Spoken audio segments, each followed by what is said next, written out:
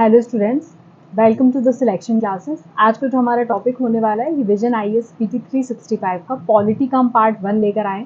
जैसे कि स्टूडेंट्स की बहुत ज़्यादा डिमांड थी कि पॉलिटी भी कंप्लीट करवा दीजिए, तो हम पॉलिटी भी बिल्कुल आपके लिए कंप्लीट करवाने वाले हैं, क्योंकि पॉलिटी के क्वेश्चंस भी आजकल आपको स्टैटिक के देखने के लिए नहीं मिलते हैं। स्टैटिक प्लस आपको करंट के क्वेश्चंस देखने के लिए मिल जाते हैं। तो यहाँ पर हमारा दोनों रिवीजन हो जाएगा, स्टैटिक भी हो जाएगा और हम करंट अफेयर्स भी कवर कर लेने वाले हैं। इसके अलावा हमने ऑलरेडी PT 365 कल्चर की, इकोनॉमिक्स की, एनवायरनमेंट की, साइंस एंड टेक की, ज्योग्राफी की कंप्लीट कर लिए। अगर आपने वो नहीं देखी तो उन्हें भी एक बार जाकर देख लीजिएगा। बहुत जल्दी चैनल पर एक प्लेलिस्ट अवेलेबल हो जाएगी जहाँ पर आपको सारे PTs इजीली अवेलेबल हो जाएंगे, तो उन्हें भी एक बार जाकर देख लीजिएगा। सारी चीज़ें आपके एग्जाम पर्सपेक्टिव से बहुत इंपॉर्टेंट होने वाली हैं। तो चलिए वीडियो को स्टार्ट करते हैं। वीडियो को अपने दोस्तों के साथ शेयर करना बिल्कुल ना भूलिए और इसे लाइक कर दीजिएगा और चैनल को सब्सक्राइब कर दीजिएगा।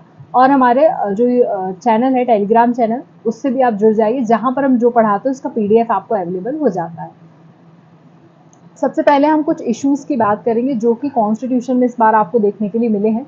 बेसिक स्ट्रक्चर ऑफ डॉक्ट्राइन, ये देखिए हमेशा आपको देखने के लिए मिलता है और जब भी हम इसके बारे में बात करते हैं तो केशव नंद भारती केस हमारे दिमाग में आता है, जो कि 1973 में हुआ था। तो यहाँ से ही हमारे बेसिक स्ट्रक्चर की बात होती है, जिसको अभी 50 साल पूरे हुए हैं 2023 में, इसलिए ये चर्चा में था और इसलिए इसके एग्जाम में आने की संभावना ज़्यादा हो जाती है। आप लोगों ने अगर UPSC का ट्रेंड देखा होगा तो किसी चीज़ को अगर 50 साल हुए हैं, 100 साल हुए हैं, तो उसके क्वेश्चंस को ज़्यादा पूछता है। तो बेसिकली यहाँ पर एक पिटीशन दायर की गई थी केरला गवर्नमेंट के द्वारा, कि जो केरला का लैंड रिफॉर्म था 1963 का, उससे रिलेटेड बोला था कि ये वायलेशन करता है हमारे फंडामेंटल राइट का अंडर आर्टिकल 25, 26 एंड 31। तो ये ध्यान रखना है कौन कौन से आर्टिकल की बात करी है। तो 25, 26 और 31 की बात करी है। यहाँ पर जो ये केस था, ये एक लार्जेस्ट एवर बेंच जो है 13 जजेस की बेंच बैठी थी, उसने यहाँ पर इस केस के लिए यहाँ पर हियरिंग करी थी। तो ये आप लोगों को पता होना चाहिए। अब अगर मैं इसका एवोल्यूशन की बात करूंगी तो सबसे पहले आपको पता होगा कि AK गोपालन केस हुआ था 1950 में। यहाँ पर बोला था कि पार्लियामेंट अमेंड कर सकती है any part including the fundamental rights. उसके बाद 1951 में शंकरी प्रसाद केस हुआ था। देन उसके बाद आफ्टर दैट अगेन ये भी यहाँ पर भी यही बोला गया था कि जो हमारे फंडामेंटल राइट्स है उनको पार्लियामेंट किसी भी समय पर अमेंड कर सकती है। 1965 में सज्जन सिंह केस हुआ था, सेम चीज़ यहाँ पर भी हुई थी। लेकिन 1967 में गोलकनाथ केस हुआ था, जहाँ पर दो बात निकल कर आई थी। एक आर्टिकल 368 जो होता है, वो यहाँ पर पार्लियामेंट में बोला गया है कि did not confer amending power of a parliament, मतलब यहाँ पर बताया नहीं गया है कि आर्टिकल 368 के अंतर्गत कौन कौन सी चीज़ें अमेंड कर दी जा सकती हैं। Fundamental right can not be amended by the parliament, यहाँ पर बोल दिया गया। उसके बाद 1971 का केस आता है, जहाँ पर हम बात कर लेते हैं fundamental rights of the citizens are limited and parliament can amend any part of the constitution, फिर से बोला गया। लेकिन यहाँ पर दो चीज़ें आई सामने, एक 24th कॉन्स्टिट्यूशनल अमेंडमेंट एक्ट निकल के आया और एक 25th कॉन्स्टिट्यूशनल अमेंडमेंट एक्ट निकल के आया। 24th के तहत बोला गया कॉन्स्टिट्यूशन अमेंडमेंट जो होता है not law under the article 13 के अंदर कोई लॉ नहीं है अमेंडमेंट के लिए, तो पार्लियामेंट इसे अमेंड कर सकती है। लेकिन वही 25 जो आया उसमें बोला गया कि कुछ अलग अलग सेक्शंस डिवाइड किए गए।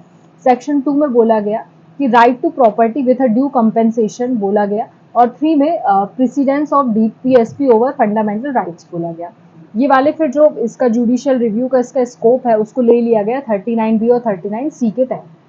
इतनी बात होती है। देन उसके बाद 1973 में आपको केशव नंद भारती केस देखने के लिए मिलता है, जहाँ पर बोला जाता है कि जो बेसिक स्ट्रक्चर है उसमें आप अमेंडमेंट नहीं कर सकते हैं।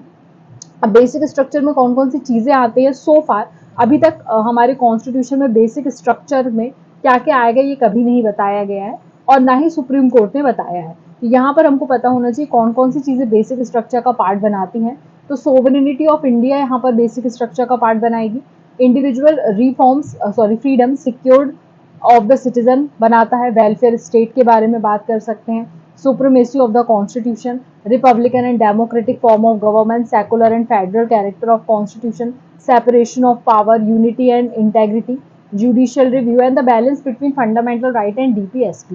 तो ये सारी चीज़ें हमारा बेसिक स्ट्रक्चर का पार्ट बनाती है। सो फार हमें ये सारी चीज़ें पता है।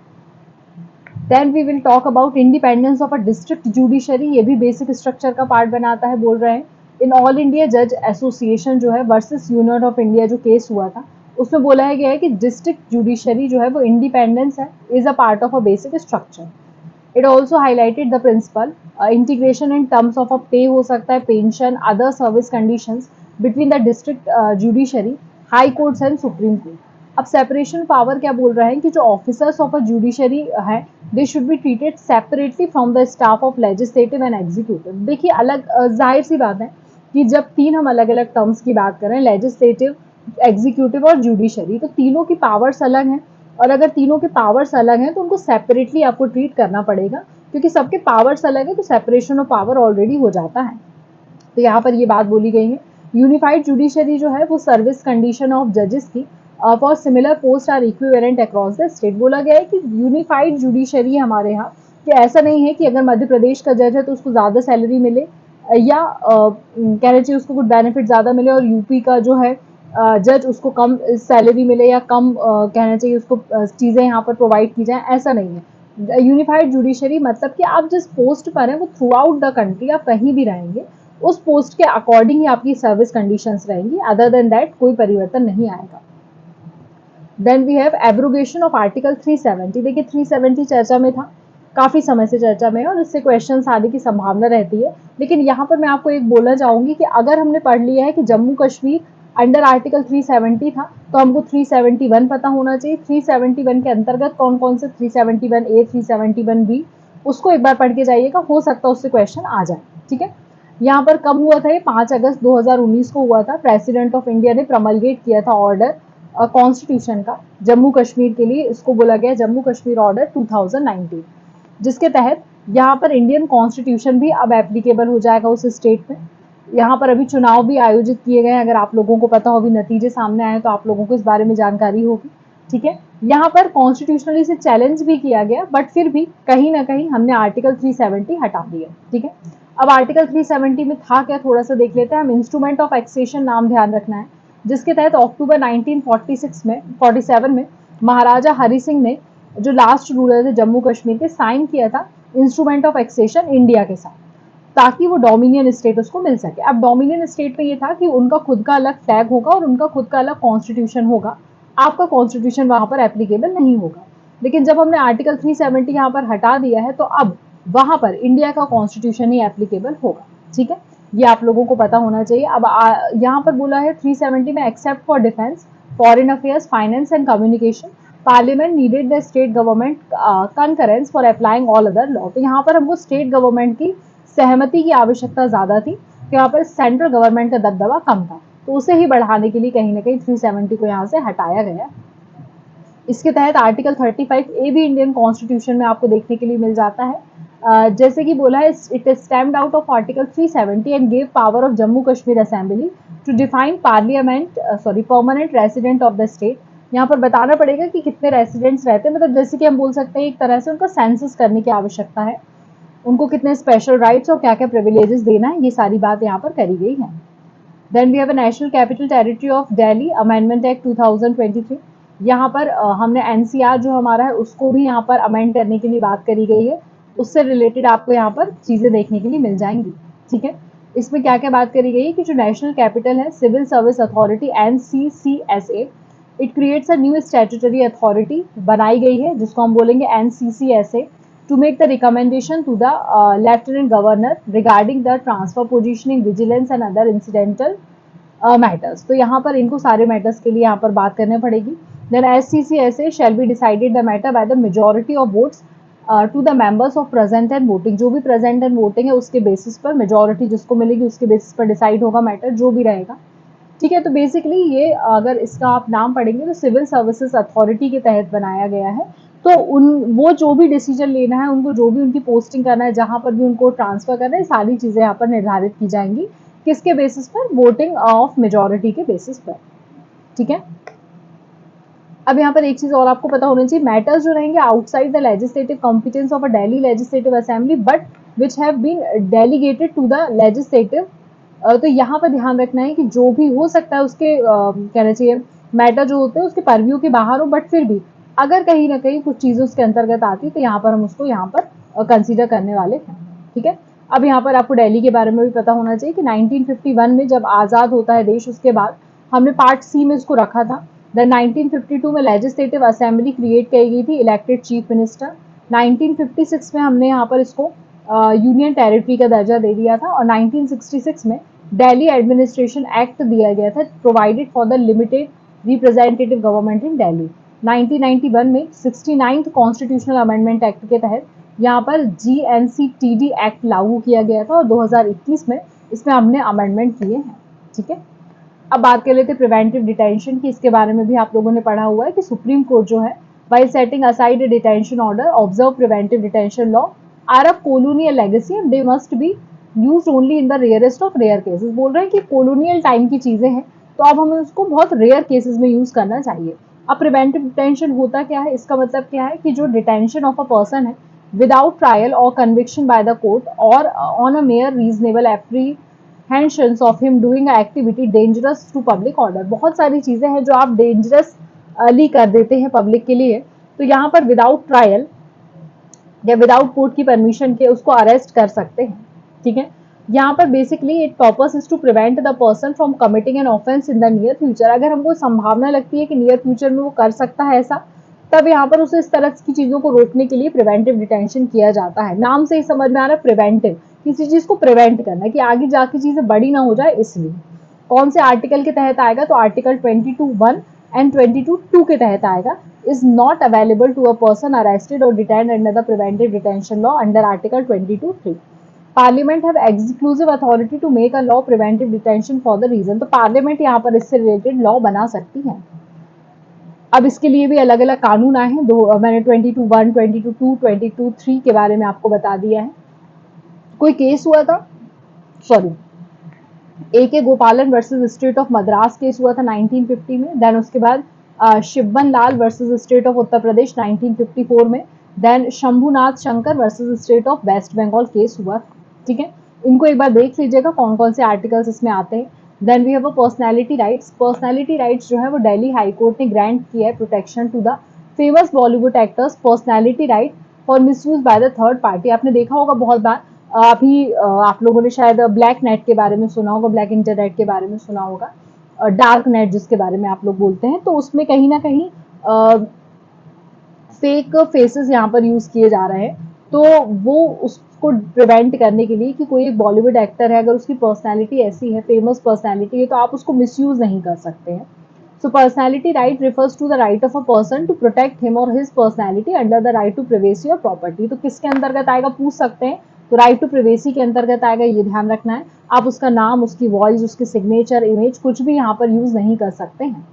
अब पर्सनैलिटी राइट्स इन इंडिया की अगर हम बात करेंगे, तो वही बात है कि प्रोटेक्शन प्रोवाइड करती है, not expressively mentioned in any status of India but are traced fall under the right to privacy के अंतर्गत ही आते हैं। ठीक है, इसके टू कंपोनेंट्स हैं, एक तो right to publicity, right to keep one's image and likeness from being commercially exploited without permission. It is govern by the कौन सा आता है, trade marks act of 1999 and copyright act 1957। Right to privacy आपको पता ही हुआ है, not have one personality represented publicly, article 21 के अंतर्गत आएगा, इसको आपको ध्यान रखना है। देन हेट स्पीच की बात कर लेते हैं। सुप्रीम कोर्ट ने स्ट्रेस किया है need for the stakeholders to find a long term solution to the problem of hate speech. आपने सुना होगा बहुत सारे लोग लॉ के खिलाफ बात करने लगते हैं, लोगों को भड़काने का काम करने लगते हैं, उसको हेट स्पीच कहते हैं बेसिकली। ठीक है ना, बेसिक टर्म्स में हम इसको समझ सकते हैं। कुछ एक्सप्रेशन के तहत आपने कार्टून, इमेज, किसी भी अपने जेस्चर, अपने ऑब्जेक्ट, सिंबल, किसी के ऑनलाइन ऑफलाइन किसी भी मोड में आप कहीं ना कहीं कुछ गलत चीज कन्वे करने की कोशिश कर रहे हैं, that is known as hate speech. अब हेट स्पीच के लिए रेगुलेशंस क्या है, तो भारतीय न्याय संहिता 2023, ये ध्यान रखना है, भारतीय न्याय संहिता में पहले आर्टिकल याद रखना है, 19(2) के अंतर्गत ये आएगा। और भारतीय न्याय संहिता में सेक्शन 196(1), 299 एंड 353(1) एंड 2 के तहत यहाँ पर ये बात आती है। इससे रिलेटेड सारी चीजें थोड़ा सा देख लीजिएगा क्या क्या है। Then we have a places of worship act 1991। वही बात कर ली गई है कि आपने देखा होगा कि supreme court observe that it can not order a blanket stay on worship act किया। बेसिकली यहाँ पर बात करी गई है कि इसमें इस एक्ट के तहत डिक्लेयर किया गया that the religious character of a place of a worship shall continue to be the same as it was on August 15 1947 15 अगस्त को जो भी प्लेस जैसा था, रिलीजियस कैरेक्टर उसका जैसा था, वो मंदिर था, वो मस्जिद था, जो भी था वो वैसा ही रहेगा। उसके पहले अगर रहा हो तो हम उसको चेंज कर सकते हैं, बट 15 अगस्त 1947 में वो जो जैसा था वो वैसा ही रहेगा। इसे आप लोग ध्यान रखेंगे, ठीक है। It says no person shall convert any place of worship of any religious denomination into one of the different denomination or section. It also impose a positive obligation है स्टेट का कि मेंटेन करके चले कि रिलीजियस कैरेक्टर जिस place का जो था वो वही बना रहे, उसको हम चेंज ना करें। अभी बहुत सारी चीज़ों को चेंज किया जा रहा है, उसके तहत यहाँ पर ये काम किया गया है, ठीक है। तो यहाँ पर हमारा ये वाला सेक्शन खत्म हो जाता है। पार्ट 1 हमने इसका कंप्लीट कर लिया है। बहुत जल्दी जल्दी इसके सारे पार्ट्स हम कंप्लीट कर देंगे क्योंकि एग्जाम बहुत नज़दीक है, 10 ही दिन बचे हुए हैं। तो हम चाहते हैं कि आप अच्छे से इसको तैयार कर लें और PT 365 से क्वेश्चन आने की संभावना थोड़ी सी ज़्यादा रहती है, इसलिए हमने इसको जल्दी कंप्लीट करवा दिया है। अगर आपको इससे रिलेटेड कोई भी डाउट, कोई भी क्वेरी रहती है तो आप कॉमेंट सेक्शन में पूछ सकते हैं। इसके अलावा पहले की जितने वीडियोस थे उन्हें एक बार देख लीजिएगा, आपके लिए बेनिफिशियल होने वाले। वीडियो पसंद आई है तो इसे लाइक, शेयर और सब्सक्राइब करना ना भूलिए। धन्यवाद। Hello students, welcome to the selection classes. आज का जो हमारा टॉपिक होने वाला है ये पॉलिटी का PT 365 हम कवर करने वाले हैं, जिसका पार्ट 2 हम लेकर आए। अगर आपने पहला पार्ट नहीं देखा तो उसे जाकर देख लीजिएगा, उसका लिंक आपको डिस्क्रिप्शन बॉक्स में हम प्रोवाइड कर देंगे। इसके अलावा आपने पहले के अगर PT 365 नहीं देखे हैं, हमने ऑलरेडी इकोनॉमिक्स का, एनवायरनमेंट का, आर्ट एंड कल्चर का, ज्योग्राफी का और साइंस एंड टेक का कंप्लीट कर लिया है, जो कि एग्जाम पर्सपेक्टिव से बहुत ज़्यादा इंपॉर्टेंट है। तो एज अ रिवीजन के पर्पज से आप उसको यूज़ कर सकते हैं और उन्हें एक बार जाकर आप देख सकते हैं। वीडियो अगर पसंद आएगा तो इसे लाइक, शेयर और सब्सक्राइब करना बिल्कुल ना भूलिए और साथ ही हमारा जो टेलीग्राम ग्रुप है आप उसे भी ज्वाइन कर सकते हैं। चलिए तो वीडियो स्टार्ट करते हैं। कुछ इंपॉर्टेंट न्यूज़ जो हमारी पिछले बार छूट गई थी उस पर हम पहले फोकस कर लेते हैं। सबसे पहले हम बात कर लेते हैं 8th शेड्यूल की। अब देखिए, जो शेड्यूल होते हैं कॉन्स्टिट्यूशन के, उससे आपको हमेशा फ्रिक्वेंटली एक या एक क्वेश्चन देखने के लिए मिल जाता है। तो 8th शेड्यूल की अगर मैं बात कर रही हूँ तो यहाँ पर आपको पता होना चाहिए, यहाँ पे लैंग्वेजेस जो है वो 8th शेड्यूल में हमने इनकलकेट की हुई है। बेसिकली यहाँ पे कोई लैंग्वेज के बारे में बात की हुई है जिसको हमने 8th शेड्यूल में इंक्लूड किया है। किसने किया है? तो उड़ीसा में ये लैंग्वेज बोली जाती है, वहाँ पर ये इंक्लूड किया गया है। बेसिकली अगर मैं बात करूँ तो 22 लैंग्वेजेस हैं, ऑफिशियल लैंग्वेजेस हैं, जो कि शेड्यूल 8 में दी हुई हैं। 14 लैंग्वेजेस जो है वो ओरिजिनली इसमें लिस्टेड थी, उसके बाद यहाँ पर आपको पता होना चाहिए सिंधी लैंग्वेज इंट्रोड्यूस की गई as a 21st language, 21st amendment of 1967 के तहत। उसके बाद कोंकणी, मणिपुरी और नेपाली ऐड की गई है bye 71st amendment act of 1992 के तहत। उसके बाद संथाली, डोंगरी, मैथिली और बोडो 2003 में यहाँ पर ऐड की गई थी, ठीक है। तो यहाँ पर अगर हम बात करेंगे कि इनको बेनिफिट क्या मिलते हैं, तो इनको गवर्नमेंट से सबसे पहले डेवलपमेंट के लिए सपोर्ट प्रोवाइड किया जाता है। उसके बाद इनको रिकॉग्निशन मिलता है साहित्य अकेडमी में। साहित्य अकेडमी अवार्ड जो दिए जाते हैं ये 22 लैंग्वेजेस में ही दिए जाते हैं। उसके अलावा इनको हम यूज़ कर सकते हैं असेंबली और पार्लियामेंट्री डिबेट्स में, इन लैंग्वेजेस को आप यूज़ कर सकते हैं। ऑल इंडिया कॉम्पिटिटिव एग्जाम्स जो होते हैं उसमें यूज़ कर सकते हैं, और RBI जो है अपनी करेंसी नोट में भी इनको इंक्लूड कर सकता है। तो ये चीज़ आपको पता होना चाहिए। Next we have 9th schedule of the constitution. अब यहाँ पर क्या बात की गई है, तो यहाँ पर बोला गया है it was added by the first constitutional amendment act. देखिए, एक क्वेश्चन शायद UPSC ने डायरेक्टली पूछा था कि पहले कॉन्स्टिट्यूशन से, अमेंडमेंट एक्ट से कौन सा शेड्यूल ऐड किया गया था, तो ये ध्यान रखना है 9th शेड्यूल ऐड किया गया था। आर्टिकल 31B यहाँ पर ऐड किया गया था, ठीक है। यहाँ पर अगर 9th शेड्यूल की हम बात करेंगे तो बोला है कि आप बहुत सारे जो हमें फंडामेंटल राइट्स दिए गए हैं उनके वायलेशन पर आप डायरेक्टली उसको कोर्ट में चैलेंज नहीं कर सकते, यहाँ पर ये बोला गया है, ठीक है।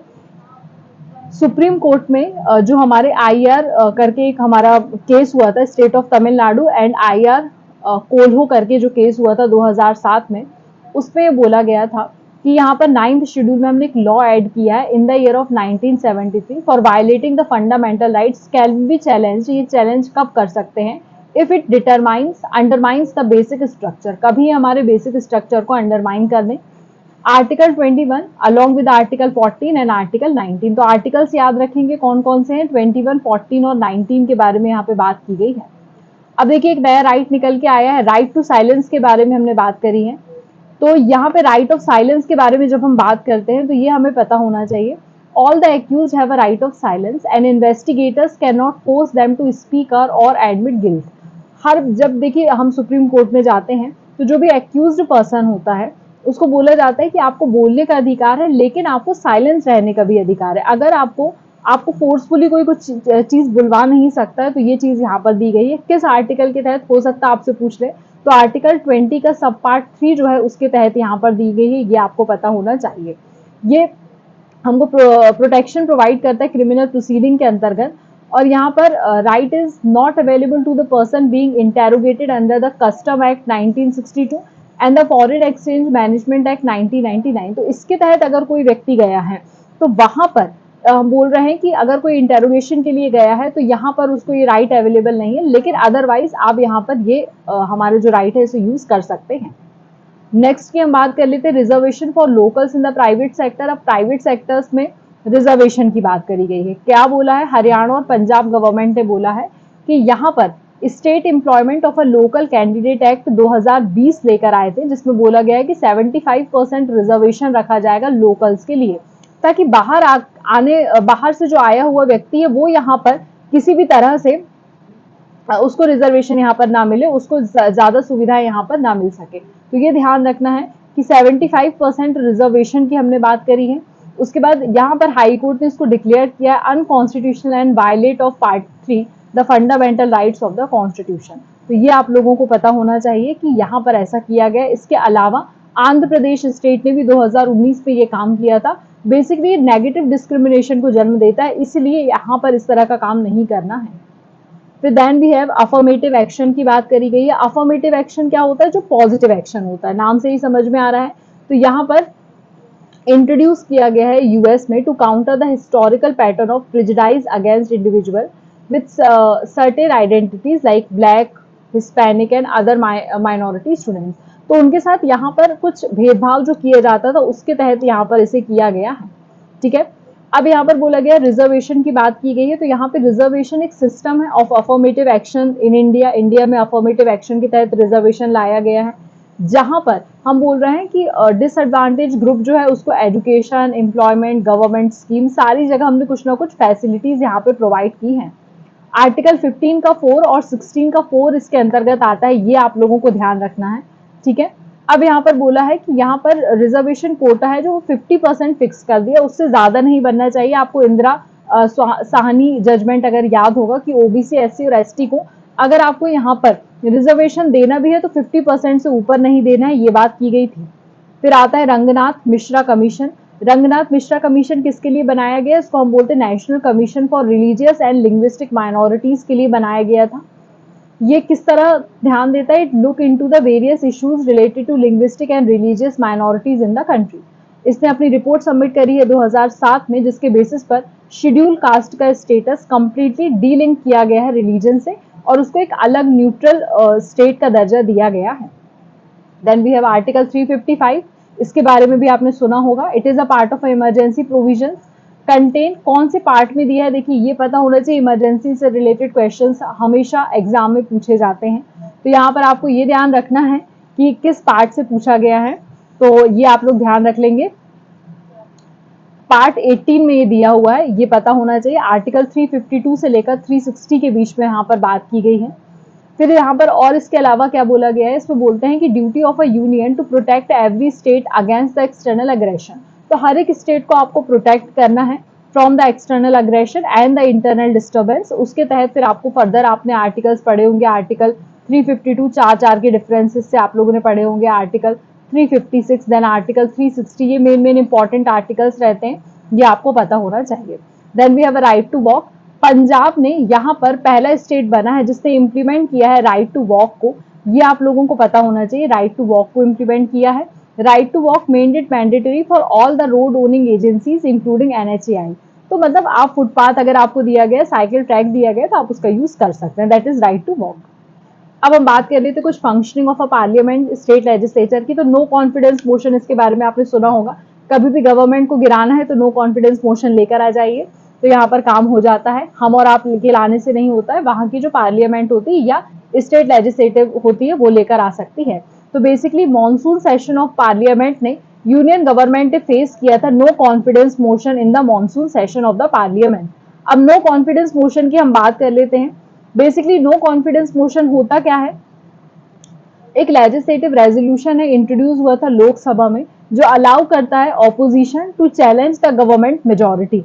गवर्नमेंट की मेजोरिटी को चैलेंज करने के लिए यहाँ पर ऑपोजिशन लेकर आती है कि हमें गवर्नमेंट पर अब भरोसा नहीं है, गवर्नमेंट जो हिसाब से काम करना चाहिए था उस हिसाब से काम नहीं कर पा रही है, तो कहीं ना कहीं हमें गवर्नमेंट पे भरोसा नहीं है, तो इस वजह से हम नो कॉन्फिडेंस मोशन यहाँ पर लेकर आए हैं। अब यहाँ पर बोल रहा है अगर नो कॉन्फिडेंस मोशन वो पास हो जाता है तो government of the day will have to resign, तो गवर्नमेंट को उसी दिन रिजाइन कर देना पड़ता है। अब यहाँ पर एक चीज और पता होना चाहिए, जब हम motion of a no confidence की बात करते हैं that can only be moved in the Lok Sabha, तो नो कॉन्फिडेंस मोशन जो है वो केवल और केवल लोकसभा में ही आ सकता है, केवल और केवल लोकसभा में ही आ सकता है, ये बात आप लोगों को पता होना चाहिए। इसके अलावा मैं आपको बताना चाहूंगी कि जो कॉन्स्टिट्यूशनल आर्टिकल्स हैं या रूल्स हैं जो हमको बिजनेस में दिए गए हैं वो लोकसभा में ही हम यूज कर सकते हैं। आर्टिकल 75(3) के तहत यहाँ पर जो काउंसिल ऑफ मिनिस्टर्स होते हैं वो कलेक्टिवली रिस्पॉन्सिबल होते हैं लोकसभा के, ये आपको पता है। इसके अंतर्गत आर्टिकल 164 का सब पार्ट 2 जो है वो कहीं ना कहीं हमको प्रोवाइड करता है कि काउंसिल ऑफ मिनिस्टर्स जो हैं वो कलेक्टिवली रिस्पॉन्सिबल होते हैं स्टेट लेजिस्लेटिव असेंबली के। तो दोनों की बातें याद रखना है, एक तो हम लोकसभा की बात कर रहे हैं आर्टिकल 75(3) और उसके बाद हम यहाँ पर स्टेट लेजिस्लेटिव असेंबली की बात कर रहे हैं आर्टिकल 164 का सब पार्ट 2। ठीक है, यहाँ पर इसका एक रूल 198 है जो कि हमें rules of procedure and conduct of business in Lok Sabha में दिया हुआ है। ये इतना इंपॉर्टेंट नहीं है, लेकिन नो कॉन्फिडेंस मोशन किस आर्टिकल के तहत आ सकता है ये आप लोगों को पता होना चाहिए। Next we have parliamentary privileges of lawmakers. आपको पता है लॉ मेकर्स को कुछ प्रिविलेजेस यहाँ पर प्रोवाइड किए जाते हैं। तो सुप्रीम कोर्ट ने एक 7 जजेस की यहाँ पर बेंच बिठाई है, जिसमें चीफ जस्टिस ऑफ इंडिया जो है उनको यहाँ पर हेड बनाया गया है, और यहाँ पर कंसिडरेशन रखा गया है 1998 का जो जजमेंट हुआ था पीवी नरसिम्हा राव केस का, उसको ध्यान में रख के। तो basically PV Narasimha Rao case का जो जजमेंट हुआ था वो एक बोल सकते हैं बैकड्रॉप है 1993 का झारखंड मुक्ति मोर्चा ब्राइबरी केस जो हुआ था उसके तहत। तो यहाँ पर बोला गया है कि एक लीगल इम्यूनिटी ग्रांट की जाती है जो कि लेजिस्लेचर के तहत की जाती है, जो कि क्रिमिनल प्रोसीजर, आपने सुना होगा कि प्रेसिडेंट हो गया या हमारे गवर्नर हो गए, इनको आप क्रिमिनल प्रोसीडिंग के लिए नहीं लेकर आ सकते हैं क्योंकि उनको यहाँ पे इम्यूनिटी दी जाती है। तो वही बात करी गई है कि जो उनको प्रिविलेजेस दिए गए हैं उसका गलत इस्तेमाल हो जाता है, तो किसी किसी केस में जरूरी होता है कि हम उनको लेकर आए। ठीक है, तो यहाँ पर वही बोला गया है, और बोला गया आर्टिकल 105 का सबसेक्शन 2 एंड 194 का सबसेक्शन 2 ऑफ द कॉन्स्टिट्यूशन इसके बारे में बात करता है। अब पार्लियामेंट्री प्रिविलेजेस वही होते हैं, it refers to the legal immunity दी जाती है जहां पर legislatures are granted protection against the civil और क्रिमिनल लायबिलिटी के तहत उन्हें यहाँ पर हम क्या प्रोवाइड करते हैं, प्रोटेक्शन प्रोवाइड करते हैं। ठीक है, यहाँ पर अगर कोई व्यक्ति इस तरह की चीज का उपयोग नहीं करता है, उससे बाहर चला जाता है, तो हम उसको बोलते हैं ब्रीच ऑफ प्रिविलेजेस।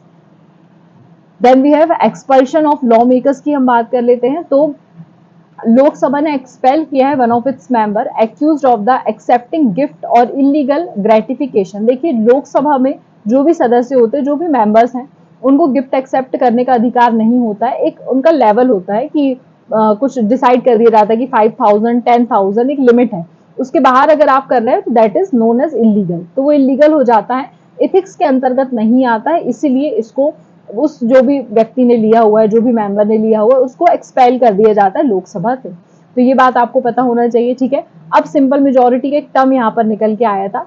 तो simple majority is needed to pass the motion of expulsion. यहाँ पर स्पेशल मेजोरिटी को पास करना पड़ता है हर हाउस में। स्पेशल मेजोरिटी की बात, सिंपल मेजोरिटी क्या है, 50% है ना, मतलब 50% से ज्यादा जितने लोगों ने उसमें वोट दे दिया है वो सिंपल मेजोरिटी में काउंट हो जाते हैं। तो वो क्या हो जाता है, मोशन यहाँ पर एक्सपल्शन में काउंट हो जाता है। Next we have anti defection law. इसके बारे में भी आपने पढ़ा होगा, इस समय पर बहुत देखने के लिए मिल रहा है। तो महाराष्ट्र के जो स्पीकर है उसने डिसमिस कर दिया all the petition seeing the disqualification of MLAs.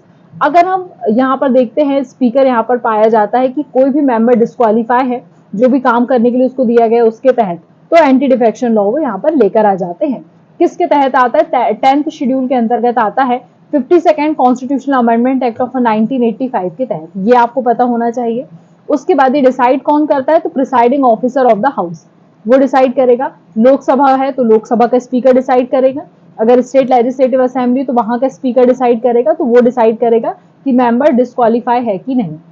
कब हो सकता है वो डिस्क्वालिफिकेशन, जब वो वॉलेंटरी गिव अप कर दे अपनी पार्टी की मेंबरशिप, किसी और पार्टी में चले जाते हैं, आपने सुना ही होगा। इसके बाद आए राम गए राम वाला कंसेप्ट आपने बहुत ज्यादा सुना होगा, वही इसमें चलता है।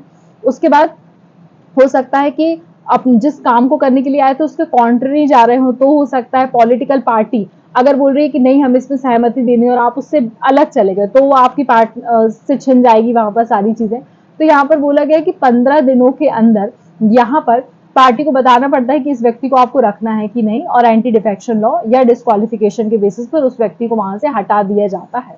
ठीक है, इस पे ऑलरेडी हमारे चैनल पर मैंने एक वीडियो किया है, अगर आपने वो नहीं देखा तो उसे एक बार जाकर देख लीजिएगा, हेल्पफुल होने वाला है आपके लिए। Then we have ordinance making power of a president and governor, ये आप लोगों को पता है, मैंने शायद इसको इस तरह समझाया था। आर्टिकल 123 प्रेसिडेंट का होता है और 231 इसी को उलटफेर कर देंगे तो गवर्नर का होता है, ये लिखा हुआ है। ठीक है ना, तो ऑर्डिनेंस जारी करने की क्षमता होती है प्रेसिडेंट और गवर्नर के पास। तो यहाँ पर रिसेंट एनालिसिस ने बताया है कि जो नंबर ऑफ ऑर्डिनेंसेस हैं वो इशू बाय द प्रेसिडेंट 2019 के बाद से वो ड्रॉप हो गया। प्रेसिडेंट उतने ज्यादा ऑर्डिनेंस नहीं देता है।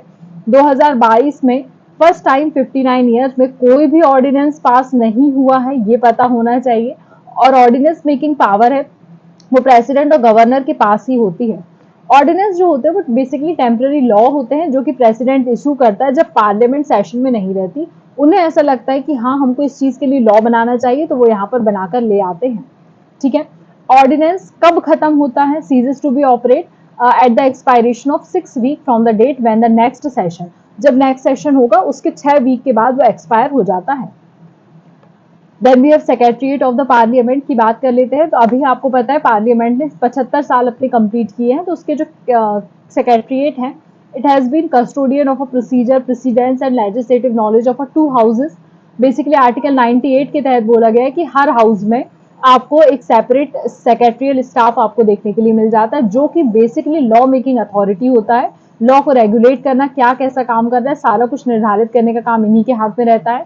आर्टिकल 187 ने बहुत सिमिलर प्रोविजन बनाए हैं secretariat of a state legislature के लिए। तो यहाँ पर आपको काउंसिल ऑफ स्टेट सेक्रेटरीट भी देखने के लिए मिलता है, पार्लियामेंट सेक्रेटरीट भी देखने के लिए मिलता है।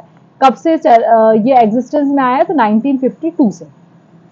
अब देखिए लोकसभा का सेक्रेटरीट और राज्यसभा का सेक्रेटरीट भी अलग अलग होता है। लोकसभा की सेक्रेटरीट में आपको पता है स्पीकर लोकसभा में होगा, राज्यसभा में चेयरमैन होगा, एक एडमिनिस्ट्रेटिव हेड होगा जिसे हम सेक्रेटरी जनरल बोलेंगे, दोनों में सेम चीज होगी। अब इनकी recruitment and condition of services की बात करेंगे तो आपको पता है राज्यसभा जो है वो कंटिन्यूइंग चैम्बर है, तो ये कंटिन्यू चलता जाएगा। और यहाँ पर अगर हम लोकसभा की बात करें तो जैसे ही भंग हम कह सकते हैं कि हमारी लोकसभा भंग होगी तब उस समय पर ये खत्म हो जाएगा। ठीक है, नेक्स्ट हम बात कर लेते हैं डेमोक्रेटिक डिसेंट्रलाइजेशन इन इंडिया। जब भी ये टर्म मैंने बोला है तो आपको तुरंत ध्यान आ जाना चाहिए, हम पंचायती राज इंस्टीट्यूशन की बात कर रहे हैं। तो यहाँ पर इसकी 30वीं एनिवर्सरी हुई है, 73rd and 74th amendment of the Indian constitution की। डेमोक्रेटिक डिसेंट्रलाइजेशन क्या होता है, यहाँ पर devaluation of power, resources and decision making authority होती है from the central government to the local government such as panchayat and municipalities. ये आप लोगों ने पढ़ा ही हुआ है, 1992 में अमेंडमेंट एक्ट आया था और 1993 में ये सारी चीजें केम इनटू फोर्स हो गई थी।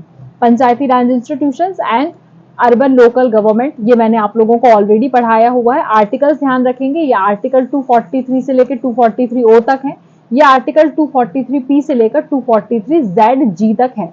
ये 11th शेड्यूल में मेंशन किया गया है, ये 12th शेड्यूल में मेंशन किया गया है।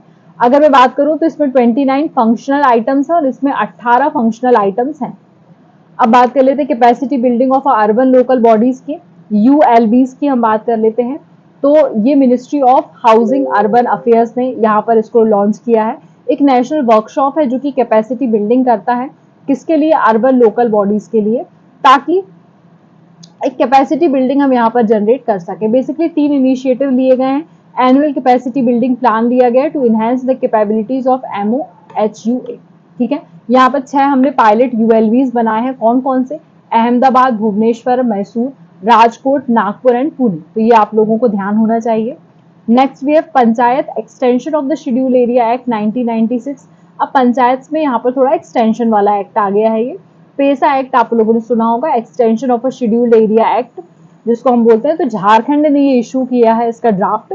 बेसिकली 1996 में एक एक्ट आया था जिसमें based on the recommendation of a Dilip Singh Bhuria committee, इनका नाम याद रखना है आपको, और ये इनेक्ट किया गया था इन द ईयर ऑफ 1996 में फॉर द ट्राइबल एम्पावरमेंट के लिए इंक्लूड किया गया था।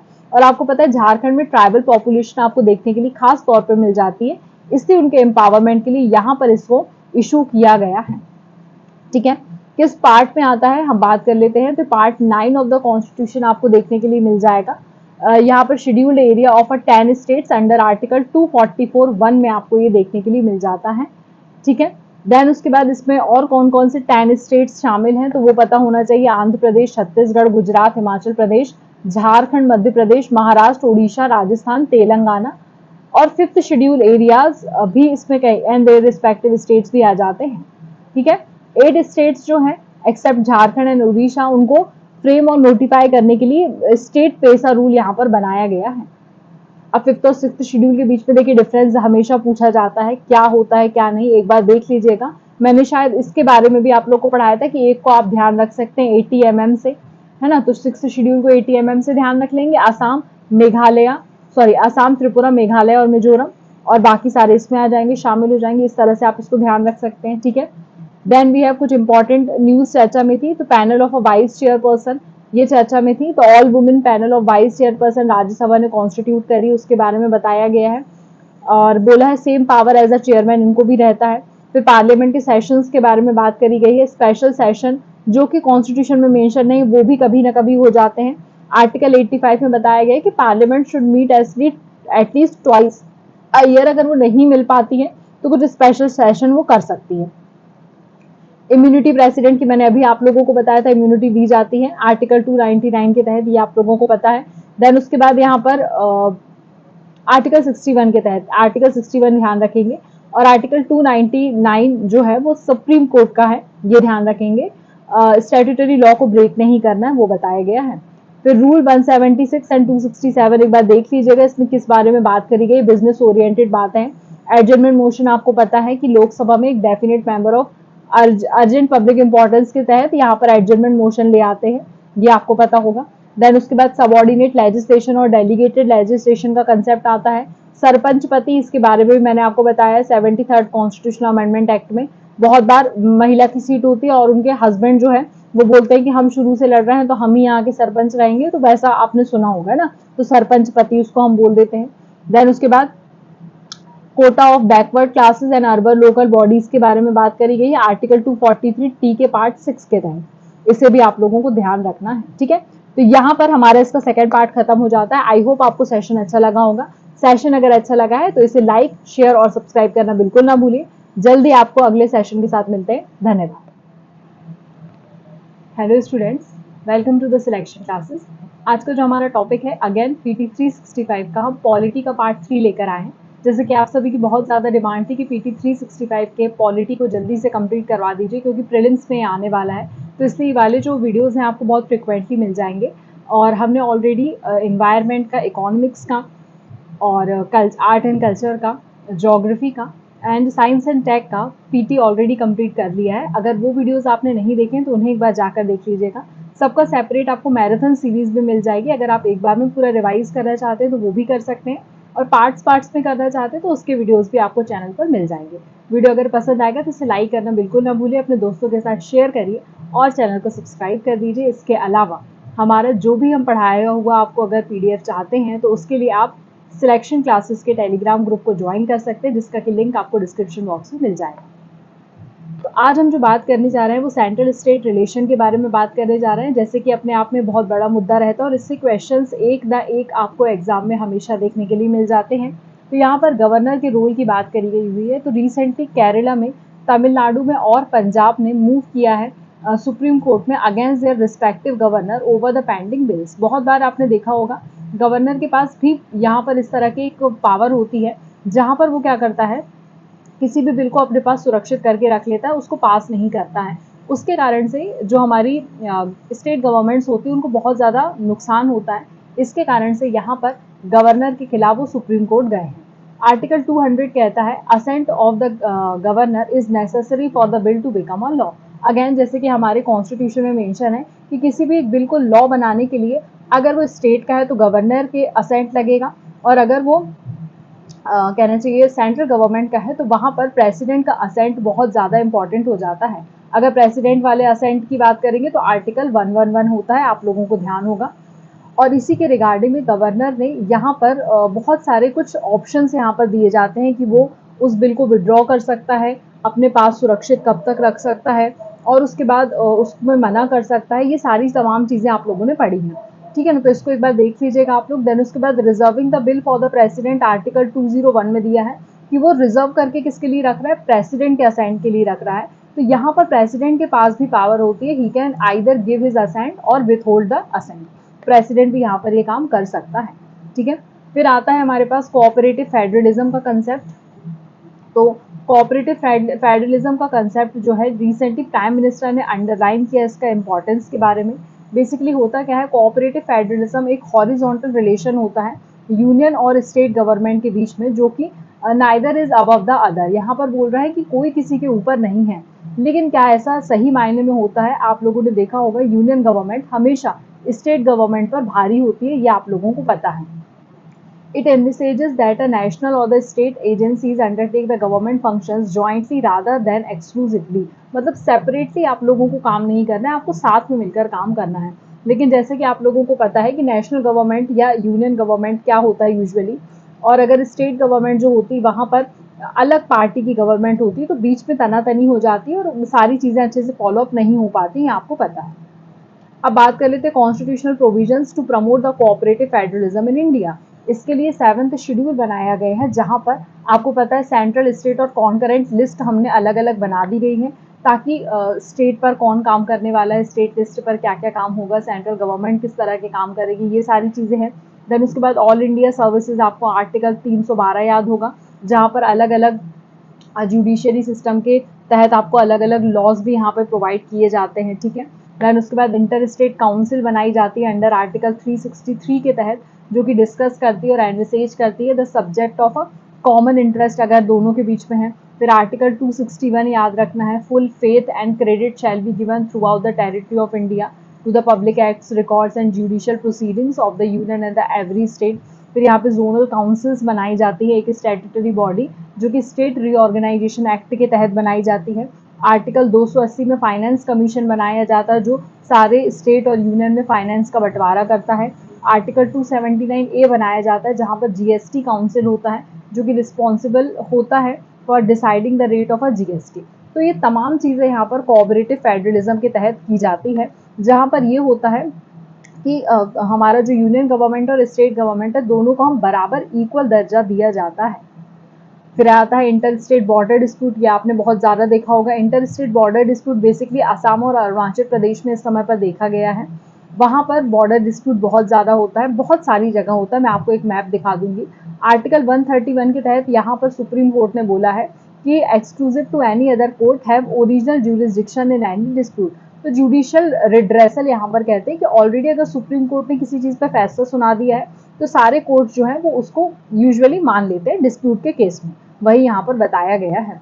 तो डिस्प्यूट अलग अलग हो सकता है, government of India and one और मोर स्टेट्स के बीच में हो सकता है, between government and any state, state of one side and one और more states on the other, दो स्टेट्स के बीच में ये सारी चीज़ें हो सकती हैं। इसके लिए अभी मैंने आपको बताया इंटर स्टेट काउंसिल बनाते हैं अंडर आर्टिकल 263 के तहत, जहां पर पावर किसको दी जाती है, प्रेसिडेंट को। वो इंटर स्टेट काउंसिल बनाती है for the resolution of a dispute between the state. यहाँ पर it has the duty of, कौन कौन सी ड्यूटीज रहती है, इंक्वायर करना, इनटू एंड एडवाइज करना डिस्प्यूट को लेकर, अगर स्टेट्स के बीच में हो गया है उनमें इन्वेस्टिगेशन करना, डिस्कशन करना, ये सारे काम इनके होते हैं। फिर जोनल काउंसिल्स हम बना देते हैं स्टेट रीऑर्गेनाइजेशन एक्ट के तहत, जो कि एक एडवाइजरी रोल प्ले करती है for promoting the cooperation and coordination between the states and territories. ये देख लीजिए, आप देख सकते हैं यहाँ पर हरियाणा और हिमाचल प्रदेश के बीच में परवाणु रीजन जो है, ये देख लीजिए, मैं इसमें कलर चेंज कर देती हूँ पेन का, परवाणु रीजन है। यहाँ पर आपको देखने के लिए मिलेगा डिस्प्यूट। हिमाचल प्रदेश और लद्दाख में सारचू करके यहाँ पर देखने के लिए मिलेगा। हरियाणा और पंजाब में चंडीगढ़ को लेकर है।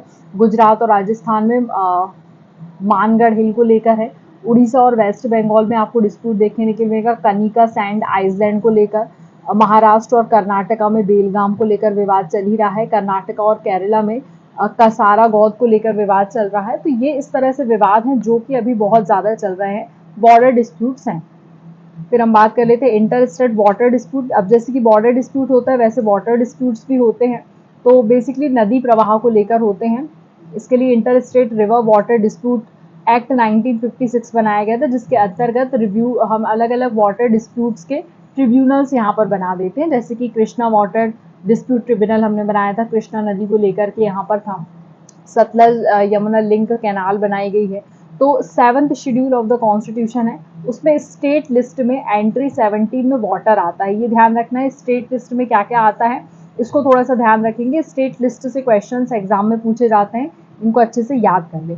आर्टिकल 262 जो है, यहाँ पर पार्लियामेंट यहाँ पर आपको लॉ इसके लिए बना सकती है जो भी रिवर वैली डिस्प्यूट्स होते हैं उनके अंतर्गत। अब देखिए यहाँ पर भी डिस्प्यूट्स बहुत ज़्यादा हैं, रावी और व्यास नदी को लेकर हैं। फिर नर्मदा वाटर रिवर डिस्प्यूट है स्टेट्स के मध्य। महादई वाटर डिस्प्यूट है। कृष्णा वाटर डिस्प्यूट्स देखने के लिए मिलेगा। वर्षाधारा वाटर डिस्प्यूट है, ये आंध्र प्रदेश और उड़ीसा के बीच में है। गोदावरी वाटर डिस्प्यूट ट्रिब्यूनल बिठाया गया है, कितनी सारी नदियों के बीच में है देखिए। कावेरी रिवर डिस्प्यूट्स, तो इस तरह से बहुत सारे रिवर डिस्प्यूट्स भी चल रहे हैं। अब बात कर लेते हैं जुडिशरी की। तो जुडिशरी क्या है, यहाँ पर बोला गया है कि सुप्रीम कोर्ट बहुत सारे डिले हो रहा है यहाँ पर जजेस के अपॉइंटमेंट पे, तो उसको लेकर के यहाँ पर बात करी गई है। बेसिकली जजेस का जो अपॉइंटमेंट होता है वो एक कॉलेजियम के तहत होता है, अंडर आर्टिकल 124 के पार्ट 2 के तहत एंड 217 के तहत, जो कि ये गवर्न करता है कि अपॉइंटमेंट ऑफ अ जजेस of supreme court and high court होता है। तो सुप्रीम कोर्ट के लिए 124 का पार्ट 2 और हाई कोर्ट के लिए 217, आप ध्यान रखें। यहाँ पर सुप्रीम कोर्ट ने बोला है कि 3 जज केसेस 1981, 1993 और 1998 में ऑलरेडी हो चुके हैं। तो यहाँ पर बोला गया है कि ऑलरेडी इतना जजमेंट हो चुका है, उसके बाद भी अभी तक सेंटर में जो भी जजेस का अपॉइंटमेंट है वो जल्दी जल्दी नहीं हो पाता है, क्योंकि कॉलेजियम की यहाँ पे ज़रूरत होती है जिसमें CJI होता है और 4 अदर सीनियर मोस्ट जजेस होते हैं। ये ध्यान रखना है, टोटल 5 मेंबर्स यहाँ पर होते हैं, ये आप लोगों को पता होना चाहिए। अब ऑल इंडिया जुडिशियल सर्विसेज की बात कर लेते हैं। रिसेंटली कॉन्स्टिट्यूशन डे 26 नवंबर को जो सेलिब्रेट करते हैं, उसमें प्रेसिडेंट ने इंडिया को बोला है all India judicial services to recruit जजेस। वही जो हमने पहले बात करी, जजेस को रिक्रूट करने के लिए एक तरह की रिक्रूटमेंट एजेंसी या सर्विस प्रोवाइडर हमको यहाँ पर बनाने की ज़रूरत है, जो कि यहाँ पर रिफॉर्म्स लेगा to centralise the recruitment of a जजेस, सेंट्रलाइज तरीके से कर सके। ये फर्स्ट प्रपोज किया गया था 40th report of the law commission of India in the year of 1958 और अभी तक इस पर ज़्यादा काम नहीं किया गया है। 42nd कॉन्स्टिट्यूशनल अमेंडमेंट एक्ट 1976 के तहत यहाँ पर आर्टिकल 312 जो है उसमें यहाँ पर ऐड किया गया था, बट स्टिल अभी यहाँ पर हमको बहुत सारी चीज़ें करना बाकी हैं। लीगल एड की बात कर लेते हैं, जो कि हमको सहायता प्रोवाइड की जाती है। तो पर्सनल लेवल पर, पब्लिक लेवल पर, ग्रेवियंस, लॉ, जस्टिस, इन सारे लेवल्स पर एक रिपोर्ट आती है जिसको हम बोलते हैं review of the working of legal aid under the legal service authority act 1987 report. ये लीगल एड्स प्रोवाइड करती है। यहाँ पर मतलब फ्री लीगल सर्विसेज जो आपको मिलती हैं पुअरर सेक्शन को और नियरली पीपल को, उसके बारे में बात करी, जो कि इसको अफोर्ड नहीं कर सकते। आपको पता होगा जिनके पास वकील नहीं होता है तो वो जो सरकारी वकील है उनको प्रोवाइड किया जाता है, उनकी सैलरी बहुत कम होती है, वो अफोर्ड कर पाते हैं। सैलरी मतलब जो केस लड़ते हैं उसमें उनके चार्जेस कम रहते हैं तो वो अफोर्ड कर पाते हैं, ठीक है। तो यहाँ पर लीगल सर्विस अथॉरिटी एक्ट 1987 है जो कि एक स्टैट्यूटरी फ्रेमवर्क प्रोवाइड करता है। इसके तहत यहाँ पर national legal service authority NALSA बनाया गया है, state legal service authority salsa बनाया गया है, district legal service authority DLSA बनाया गया है। ये आप लोगों को ध्यान रखना है, ठीक है।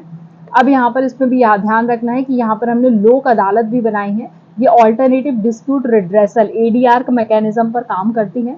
जहाँ पर डिस्प्यूट पेंडिंग है कोर्ट ऑफ लॉ में, तो यहाँ पर आप उसकी जगह लोक अदालत में भी जा सकते हैं। आर्टिकल 39A याद रखना है आप लोगों को यहाँ पर, और आर्टिकल 22 का पार्ट 1 याद रखना है। फ्री लीगल एड की यहाँ पर बात करी गई है, ठीक है।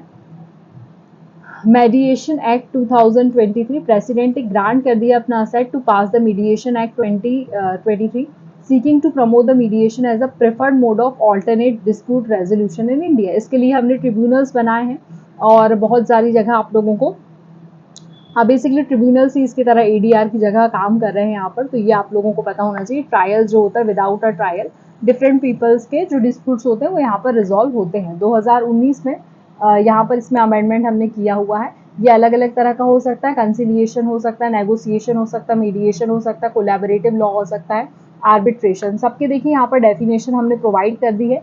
एक बार इसे देख लीजिएगा कि नेगोशिएशन किसे कहते हैं, कितनी पार्टीज होती हैं, ये थोड़ा सा एक बार देख लीजिएगा, हो सकता है इससे क्वेश्चन आ जाए। लोक अदालत की बात कर लेते हैं। जैसे कि मैंने आपको पहले बताया था, एडीआर डिस्प्यूट रिड्रेसल मैकेनिज्म के तहत ये काम करता है। स्पीडी, चीपर यहाँ पर और एमिकेबल अप्रोच से सॉल्व हो जाते हैं सारे कॉन्फ्लिक्ट्स। इसका इस्टेब्लिशमेंट 1987 में किया गया है, ये आपको पता होना चाहिए। ये नेशनल लेवल पर होती है, स्टेट लेवल पर होती है, हाई कोर्ट लेवल पर होती है, डिस्ट्रिक्ट कोर्ट लेवल पर और तालुक लेवल पर होती है। मोबाइल लोक अदालत भी अब ऑर्गेनाइज की जाने लगी, मतलब जो ऑनलाइन थ्रू होती है, या फिर हम बोल सकते हैं कि जो एक जगह स्थिर नहीं रहती है, जगह बदल बदल के काम करती है। दैट इज वन थिंग, ठीक है। Then we have a model prison act. Prison के लिए भी एक्ट बना दिया गया है, उसको ध्यान रखना है आपको। इसके तहत क्या किया गया है ये हम देख लेते हैं। Good conduct provisions for the grant of a payroll. आपको पता है कि कोई अगर प्रेजेंट में है तो वो अगर अच्छे से बिहेव कर रहा है तो उसको कम, उसकी जो भी जितने भी साल की उसको सजा दी जाती है तो उसको उसके अच्छे बिहेवियर के बेसिस पर छोड़ दिया जाता है। ये पहले मूवीज में बहुत दिखाया जाता था, अब तो खैर नहीं होता है, बट स्टिल आपको पता होना चाहिए कि इस तरह की कोई चीज़ हमारे कॉन्स्टिट्यूशन में मेंशन है। और उसी एक्ट को हमने यहाँ पर अभी 2023 में क्या किया, अमेंड किया है, ठीक है। देन आर्टिकल 142 चर्चा में था। क्यों चर्चा में था, क्या बताया गया है, यहाँ पर बोला गया है सुप्रीम कोर्ट को पावर दी जाती है to do complete justice between parties where at times law and statutes may not provide a remedy. तो आर्टिकल 142 याद रखना किससे रिलेटेड है, ये सुप्रीम कोर्ट से रिलेटेड है। हिंदू मैरिज एक्ट अगर आएगा तो ये आप लोगों को ध्यान रखना है।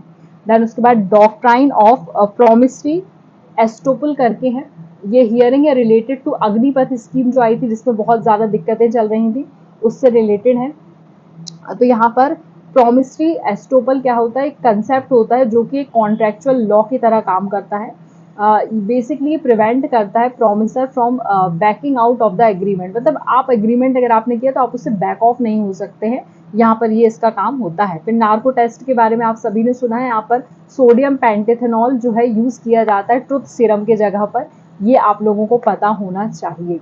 कहाँ पर किया गया है ये, तो स्टेट ऑफ कर्नाटका में एक केस चल रहा है, वहां पर ये किया गया है। किस आर्टिकल के तहत होता है, आर्टिकल 20 का सब पार्ट 3 एंड आर्टिकल 21 के तहत यहाँ पर इसे किया जाता है। देन उसके बाद रिक्यूजल ऑफ अ जजेस की बात करी। देखिए जजेस बहुत बार चर्चा में आ गए हैं तो क्वेश्चन आने की संभावना है, थोड़ा सा पढ़ लीजिएगा। देन उसके बाद AOR के बारे में बात करी गई है, lawyers in the Indian legal services के बारे में बोला गया, जो रजिस्टर्ड है और ऑथराइज है सुप्रीम कोर्ट के अंतर्गत, तो वो अपने क्लाइंट्स को यहाँ पर रिप्रेजेंट कर सकते हैं। सबसे पहली बात ये बोली गई है, आर्टिकल 145 ध्यान रखना है आप लोगों को। फिर उसके बाद फास्ट ट्रैक स्पेशल कोर्ट्स भी बनाए गए हैं। सेंट्रली स्पॉन्सर्ड स्कीम है जहाँ पर डिपार्टमेंट ऑफ जस्टिस ने से लेकर आए हैं। निर्भया फंड यहाँ पर बनाया है, इनहेंस करना है safety and security of women. नारी अदालत भी बना दी गई है। देखिए नारी से रिलेटेड अगर कोई चीज़ चर्चा में है तो हो सकता है एग्जाम में पूछ लें। मिशन शक्ति के तहत विमेन की सेफ्टी, सिक्योरिटी और एम्पावरमेंट के लिए बनाया गया है। न्याय विकास पोर्टल की हम बात कर लेते हैं जो कि मिनिस्ट्री ऑफ लॉ ने क्रिएट की है, इसे भी आप लोग थोड़ा सा देख लीजिएगा क्या है इसके बारे में। Justice clock electronic signage system यहाँ पर लॉन्च किया गया है हाई कोर्ट्स के द्वारा।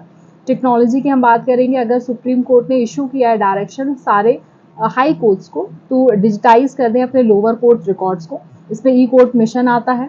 Fast and secure transmission of electronic record faster by, है ना, सुवास करके आता है। ESCR पोर्टल आता है। देन उसके बाद इंडिया जजेस रिपोर्ट आई है जो किसने रिलीज किया, टाटा ट्रस्ट ने रिलीज किया in collaboration from several civil societies. तो ये देखिए मैंने एक सांस में आपको इतनी सारी चीज़ें बता दी, बहुत सारी चीज़ें हैं बेसिकली पढ़ने के लिए, लेकिन जो जिस्ट है वो मैंने आपको इसमें लिख कर दे दिया। उतना उतना पढ़ेंगे तो भी बहुत होगा, उतना तो पढ़ लीजिए, क्योंकि ऑलरेडी देखिए स्टैटिक का पोर्शन बहुत ज़्यादा रहता है, ये करंट ओरिएंटेड पोर्शन हो जाता है, तो थोड़ा सा इसको रिवीजन के तौर पर आप यूज़ कर सकते हैं। साल भर आप लोगों ने ऑलरेडी करंट अफेयर्स पढ़े हैं तो ये रिवाइज कर देगा कि हाँ हमने ये रिकॉल कर देगा कि हाँ ये पढ़ा था ये पढ़ा था। और अगर पहले की वीडियोस नहीं देखें तो उन्हें जाकर देख लीजिएगा। वीडियो अगर अच्छा लगा है तो इसे लाइक करना और अपने दोस्तों के साथ शेयर करना बिल्कुल ना भूलिए और चैनल को सब्सक्राइब कर दीजिए। धन्यवाद। Hello students, welcome to the selection classes. आज का जो हमारा टॉपिक है ये पीटी 365 का हम पॉलिटी का पार्ट 4 लेकर आए हैं। अगर आपने पहले की वीडियोस नहीं देखे हैं तो उन्हें एक बार जाकर देख लीजिएगा। सारे वीडियोस का लिंक आपको डिस्क्रिप्शन बॉक्स में मिल जाएगा।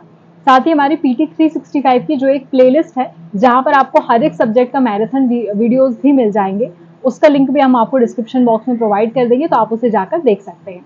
वीडियो अगर पसंद आएगा तो इसे अपने दोस्तों के साथ शेयर करना बिल्कुल ना भूलिए और चैनल को लाइक एंड सब्सक्राइब जरूर करिए। साथ ही हमारे टेलीग्राम चैनल से जुड़ जाइए ताकि हम जो भी पढ़ाते हैं उसका पीडीएफ आपको इजीली अवेलेबल हो सके। चलिए वीडियो स्टार्ट करते हैं। सबसे पहला जो टर्म है आज वो इलेक्शंस के बारे में। जैसे कि आपको पता है अभी हाल फिलहाल में ही इलेक्शंस हुए, उसके नतीजे सामने आए हैं और आज शपथ ग्रहण समारोह भी था, तो उसी के कारण से इलेक्शंस के क्वेश्चन पूछे जा सकते हैं। आपको पता है कि chief election commissioners and other election commissioner act 2023 इस बार आया था, जहां पर आपको पता है इसके बारे में मैंने ऑलरेडी अपने चैनल पर एक वीडियो किया हुआ है, उसका लिंक भी मैं आपको प्रोवाइड कर दूंगी डिस्क्रिप्शन बॉक्स में, थोड़ा सा जाकर देख लीजिएगा। क्योंकि अभी जो सीईसी का पद है और जो ईसी का पद है उसको लेकर काफी इस तरह से चर्चाएं थी कि वो कहीं ना कहीं पार्टी ओरिएंटेड हो गया है या इस तरह की चीजें सामने आई थी। ठीक है, तो यहाँ पर उनके अपॉइंटमेंट, उनकी कंडीशन, सर्विसेज, टर्म्स क्या होने वाले उसके बारे में बात की गई थी। अब अगर हम अपॉइंटमेंट की बात करते हैं तो आपको पता होता है he is appointed by the president, तो प्रेसिडेंट इनका अपॉइंटमेंट करता है। सबसे पहली बात तो ये हो जाती है। उसके बाद यहाँ पर होता है कि जो सिलेक्शन कमिटी होती है जो भी सिलेक्ट करती है इनको, उसमें एक प्राइम मिनिस्टर होते हैं, एक लीडर ऑफ ऑपोजिशन होता है, देन उसके बाद union cabinet minister to be nominated by prime minister. इसमें अभी रिसेंटली जो सुझाव लाए गए हैं उसमें बोला गया है कि यूनियन कैबिनेट मिनिस्टर की जगह आपको सीजेआई को यहाँ पर बात करनी चाहिए, सीजेआई को यहाँ पर बोलना चाहिए कि वो यहाँ पर काम करे। ठीक है, देन उसके बाद एक सर्च कमेटी भी बिठाई जाती है जो कि minister of law and justice वाले जो है उसको हेड करते हैं। एलिजिबिलिटी क्राइटेरिया आपको पता होना चाहिए, post equivalent to the rank of a secretary की रैंक के होना चाहिए गवर्नमेंट ऑफ इंडिया में, and integrity who has a knowledge and the experience of the same चीज ये होना चाहिए। सैलरी की बात करेंगे तो इक्वल्स टू द जजेस ऑफ अ सुप्रीम कोर्ट होता है। टर्म ऑफ ऑफिस की बात करेंगे तो 6 ईयर होता है या 65 ईयर्स होता है, विच एवर इज अर्लियर, ये आप लोगों को पता होगा। He shall not be eligible for reappointment, ये ध्यान रखेंगे, तो री अपॉइंटमेंट कभी भी नहीं होता है, इसको आपको पता होना चाहिए। EC appointed as CEC in the term of office shall not be more than 6 years, तो वही है 6 साल और 65 साल, आप लोगों को ये ध्यान रखना है, विच एवर इज अर्लियर। ठीक है, क्या काम करते हैं, तो जो भी हमारे यहाँ इलेक्शंस होते हैं उनको कंडक्ट कराने का काम करते हैं। लेकिन इसमें ध्यान रखना है आपको, जो भी इलेक्शन कमीशन यहाँ पर बिठाया जाता है, स्टेट इलेक्शन कमीशन अलग होते हैं जो कि पंचायतों के चुनाव करवाते हैं, लेकिन यहाँ पर जो सेंट्रल के जो स्टेट कमीशन होते हैं ये पंचायतों के चुनाव नहीं कराते हैं, इसे आप लोग ध्यान रखेंगे। नेक्स्ट बात कर लेते हैं aspects of the election process and reforms, क्या क्या रिफॉर्म्स आए हैं आज तक। बेसिकली बहुत सारे कमिटीज बनाई गई हैं, स्टैंडिंग कमिटीज, पब्लिक ग्रेवियांस को लेकर, लॉ एंड जस्टिस को लेकर। तो बेसिकली एक है CER, कॉमन इलेक्टोरल रोल की बात की गई है, जिसमें बोला गया है कि 2 टाइप के इलेक्टोरल रोल्स होते हैं। एक जनरल इलेक्टोरल रोल होता है जो ओवरसीन बाय ECI होता है, और एक सेपरेट इलेक्टोरल रोल होता है जो कि प्रिपेयर्ड बाय SEC होता है। ठीक है, कॉन्स्टिट्यूशन में आर्टिकल 324 के पार्ट 1 में इसके बारे में बताया गया है, जिसमें बोला गया है कि it empower the election commission of India to supervise, direct and control the preparation and revision of electoral rolls for all the elections to the parliament and state legislature, मतलब किस तरह से इलेक्शंस कंडक्ट करवाना उसको लेकर बात की जाती है। आर्टिकल 243 के से लेकर 243 ZA तक स्टेट इलेक्शन कमीशन होते हैं, ये मैंने आपको बताया है, ये लोकल बॉडीज के इलेक्शन कंडक्ट करवाते हैं, मैंने अभी आप लोगों को बताया है। इसमें आपको representation of the people act 1950 जो होता है वो यहाँ पर काम करता है। अब हम बात कर लेते हैं साइमल्टेनियस इलेक्शंस भी परफॉर्म किए जाते हैं। तो basically former president Ramnath Kovind ji जो है उन्होंने एग्जामिन किया है the feasibility of simultaneous election on one और more nation one election, one nation one election. ठीक है, साइमल्टेनियस इलेक्शन इसी को कहा गया है, एक नेशन है तो उसमें एक ही इलेक्शन होना चाहिए। बेसिकली साइमल्टेनियस इलेक्शंस क्या है, इट एम टू सिंक्रोनाइज कर देना the elections of the Lok Sabha, state assemblies, municipalities and panchayat, मतलब सबके अलग अलग चुनाव ना करवा के सेम डे पे एक ही बार में वोटिंग हो जाए, ताकि उससे हम लोकसभा के इलेक्शंस भी करा सकें, स्टेट असेंबलीज के भी, म्यूनिसिपैलिटीज के भी, पंचायत के। एक्चुअली में होता क्या है, गवर्नमेंट का बहुत ज्यादा पैसा जाता है इलेक्शंस कंडक्ट करवाने में पैसा भी लगता है और लोगों का समय भी बहुत ज़्यादा जाता है। हम ड्यूटी लगती है, फिर उनको ट्रेनिंग दी जाती है, फिर उसके बाद जब तक हमारे कहना चाहिए वोटिंग होने के बाद जब तक पूरे वोट्स की चेकिंग नहीं हो जाती तब तक बहुत लंबा प्रोसेस चलता है। तो टाइम कंज्यूमिंग प्रोसेस है, इसलिए बोला जाता है कि इकट्ठे एक बार में चुनाव करवाने से सारी चीज़ों में यहाँ पर बचत होने वाली है। अब ये बात तो सामने आई है कि वन नेशन वन इलेक्शन कराना चाहिए, बट कितना ये कारगर साबित होता है आगे आने वाले समय पे हम ये देखते हैं। It does not mean that voting across the country for the all election needs to happen on a single day. कोई ज़रूरी नहीं है कि सिंगल डे में हो, लेकिन जैसे कि फॉर एग्जाम्पल एक कॉन्स्टिट्यूएंसी में आज इलेक्शन हो रहे हैं तो वहां पर आज हर तरह के इलेक्शन हो जाए, दूसरी कॉन्स्टिट्यूएंसी में एक दिन में हर तरह के, इस तरह से बात की गई है।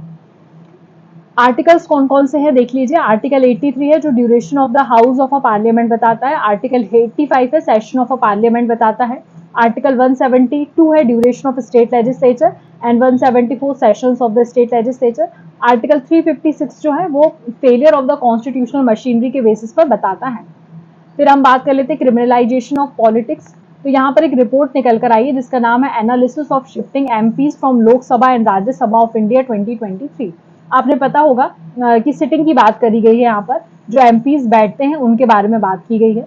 बोला गया है कौन रिलीज करता है पहले ये देख लेते हैं। Association of democratic reforms ADR release करता है एंड नेशनल इलेक्शन वॉच इसे रिलीज करता है। स्टैब्लिश किया गया था इन द ईयर ऑफ 1999 में। और किसने बताया है तो Indian institute of management IIM Ahmedabad ने इसे बताया है। बोला है कि केरला जो है वो हाईएस्ट नंबर ऑफ एमपीज हैं with criminal cases followed by Bihar and Maharashtra. तो देखिए एमपीज के ऊपर जो क्रिमिनल केसेस लगते हैं उसके बारे में जानकारी दी है और बोला है कि जो केरला में हाईएस्ट नंबर ऑफ एमपीज जो है वो क्रिमिनल केसेस के साथ देखे गए हैं, उसके बाद बिहार में और उसके बाद महाराष्ट्र में। बेसिकली जो इनफिल्ट्रेशन ऑफ क्रिमिनल्स होते हैं, लॉ ब्रेकर्स होते हैं, करप्ट इंडिविजुअल्स होते हैं, वो पॉलिटिक्स में बहुत ज्यादा आ गए हैं, यहाँ पर ये बताया गया है। Then we have electoral funding, इस पे भी बहुत ज्यादा, इलेक्टोरल बॉन्ड के बारे में अलग से बहुत ज्यादा बवाल मचा हुआ था, ये भी आप लोगों ने सुना होगा। और स्टेट बैंक ऑफ इंडिया को बोला गया था कि आप 25 पॉलिटिकल पार्टीज का यहाँ पर हमको बताइए कि इलेक्टोरल बॉन्ड जो है उसका पैसा कहाँ कहाँ गया है। ये आप लोगों ने सबने सुना है। इसका भी स्कैम सामने आया था बहुत बड़ा, इसके बारे में ऑलरेडी हमारे चैनल पर वीडियो है, अगर नहीं देखा है तो उसे एक बार जाकर देख लीजिए, उसका लिंक भी मैं आपको पिन करवा दूंगी, आप उसे देख सकते हैं। Then we have a national party status, ये इंपॉर्टेंट है इसलिए क्योंकि अभी चुनाव हुए हैं तो किसको नेशनल पार्टी का दर्जा मिलेगा किसको नहीं, यहाँ पर ये आपके लिए जानना जरूरी हो जाता है। तो sitting the election symbol reservation and allotment order 1968 के तहत क्राइटेरिया डिसाइड किया गया है कि कौन सी पार्टी नेशनल पार्टी होगी और कौन सी पार्टी स्टेट पार्टी होगी। अभी तक सो फार भारत में 6 नेशनल पार्टीज काम करती हैं, ये पता होना चाहिए। Bharatiya Janata Party BJP, Indian National Congress, Bahujan Samaj Party BSP, Communist Party of India CPI, Marxist, National People's Party अभी नई एड ऑन हुई है एनपीपी, इसको ध्यान रखेंगे, और आम आदमी पार्टी भी नई एड ऑन हुई है, इसे ध्यान रखेंगे। अब यहाँ पर पार्टी जो है उसको नेशनल स्टेटस कब मिलेगा, जब अगर वो लोकसभा में वोटिंग हो रही है तो उसको कम से कम 6% ऑफ वोट मिले पोल्ड इन द 4 और मोर स्टेट, 4 या ज्यादा स्टेट्स में उसको 6% वोट मिलना चाहिए लोकसभा के कंपैरेटिवली, और सीट्स जो होती है वो 2% मिलना चाहिए, नॉट लेस देन 3 स्टेट्स। ये ध्यान रखेंगे, 2-3 का कंसेप्ट और यहाँ पर 6-4 का कंसेप्ट, ठीक है। देन उसके बाद बोला है कि वो स्टेट पार्टी होने चाहिए 4 स्टेट्स में, ठीक है। अब जब हम नेशनल पार्टी का स्टेटस मिलेगा तो बेनिफिट्स भी मिल जाएंगे। आप अपने exclusive allotment of reserve symbol कर सकते हैं throughout the India, need only 1% to propose a candidate name for the file nomination, get broadcast facilities मिल जाती है, आकाशवाणी दूरदर्शन में आप कर सकते हैं प्रसारण अपने जनरल इलेक्शन के लिए, और can give up to 40 star campaigners भी आपको यहाँ पर दिए जाएंगे। अब बात कर लेते हैं स्टार कैंपेनर्स होते क्या हैं। तो इलेक्शन कमीशन ऑफ इंडिया ने इशू किया advisory to all the stars to remain within the confines of the model code of conduct. They are nominated by the political parties to campaign in each set of constituency for the specific duration. There is no law governing who can or cannot be made a star campaigner. देखिए star campaign का मतलब ये नहीं कोई film star को हम ले आएंगे। स्टार कैंपेन मतलब किसी एक जगह पर हमने बोल दिया है कि आप ये व्यक्ति जो है हमने इसको नॉमिनेट कर दिया, तो हमारी पॉलिटिकल पार्टी की जो भी कैंपेन है यहाँ पर ये व्यक्ति चलाने वाला है, तो he is known as the star campaign, ठीक है ना। तो वही बात की गई है। तो जो लिस्ट ऑफ स्टार कैंपेनर्स होते हैं वो that must be communicated to the chief electoral officer को हमको पहले बताना पड़ता है कि विद इन अ वीक उनको हम नोटिफाई कर दें कि ये रहने वाला है, उन्हीं को हम लेकर आते हैं। रिकॉग्नाइज पॉलिटिकल पार्टी में 40 स्टार कैंपेनर्स हो सकते हैं और अगर कोई एक पार्टी अनरिकॉग्नाइज है तो उसमें केवल 20 हो सकते हैं। ये आप लोग डेटा याद रखेंगे। Next we have poll expenditure. Poll expenditure कितना आपने खर्च किया। Declaring candidate for assembly elections week before poll announcement has expose the gaps in the election commission poll expenditure monitoring tools. यहाँ पे देखिए बहुत सारे लोग हैं जो आपने सुना होगा आचार संहिता या 48 आवर्स के पहले प्रचार बंद कर दिया जाता है, तो उस 48 आवर्स में भी बहुत सारे लोग जो है वो अलग तरह से यहाँ पर एक्सपेंडिचर कर देते हैं, उसके बिहाफ में यहाँ पर ये नियम बताया गया है। Then we have electoral literacy की बात कर लेते हैं। तो ईसीआई ने एक साइन किया है एमओयू किसके साथ, मिनिस्ट्री ऑफ एजुकेशन के साथ, कि इलेक्टोरल लिटरेसी हमको क्लासरूम में भी बच्चों को बतानी है, उन्हें भी सिखाना है। 6 से 12 तक के सारे बच्चों को हमको बताना है कि किस तरह से इलेक्शंस होते हैं और कैसे कैंपेनिंग होती है, सारी चीजें यहाँ पर हमको बच्चों को सिखानी है। इन्फॉर्मेशन ऑन गवर्नमेंट के बारे में हम बताएंगे, उसके principle, economic, social, political issues बताएं बच्चों को, डेमोक्रेसी की वैल्यू सिखाएं और जो राइट्स मिले हैं वुमेन एंड मैन को वो हमको यहाँ पर बताना है। Then we have enabling communication on the real time environment, encore इसको बोला गया है। तो इलेक्शन कमीशन ने यहाँ पर डिजाइन किया in house software for complete candidates and election management through encore. Encore आप लोग ध्यान रखें, ठीक है। ये क्या है, एंड टू एंड एप्लीकेशन है for returning officers to digitise the vote pools, tabulate the round size data and take out the various statutory reports on counting. Another application is called ANCOR scrutiny application. It allowed returning officers to scrutinize the nominations filed by the candidates online.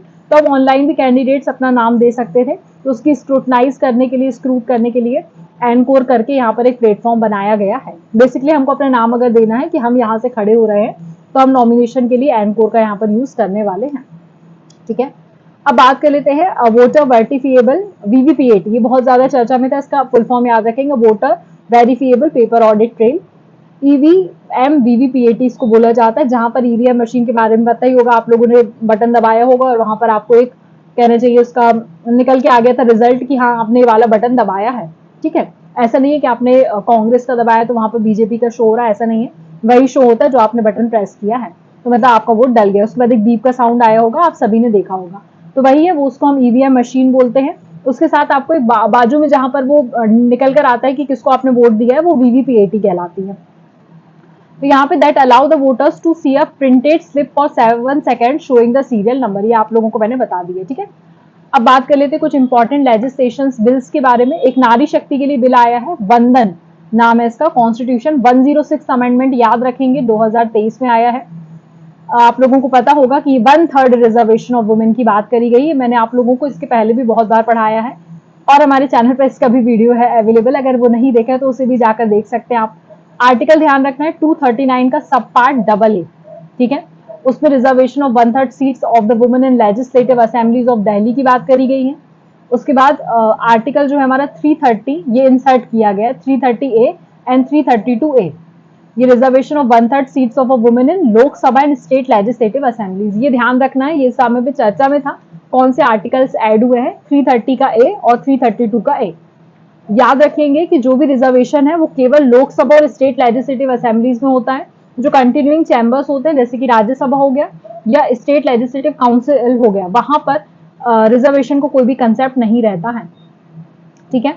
इसके बाद अगर इसके पहले की थोड़ी सी हम बात कर ले तो 1/3 seats of a women reserve for SC ST under article 330 and 332 ये दिया हुआ है। उसके बाद 334A में क्या दिया हुआ है, it provides come into effect after the delimitation following the first census after the commencement of this act। इस एक्ट के बाद जब फर्स्ट सेंसस होगा तो वो किसके अंतर्गत होगा, आर्टिकल 334 के अंतर्गत होगा, 334A के अंतर्गत होगा, ठीक है। ऑलरेडी ये भी पता होना चाहिए कि हमारी जो लोकल सेल्फ गवर्नमेंट है वहां पर ऑलरेडी 1/3 वुमेन रिजर्वेशन है।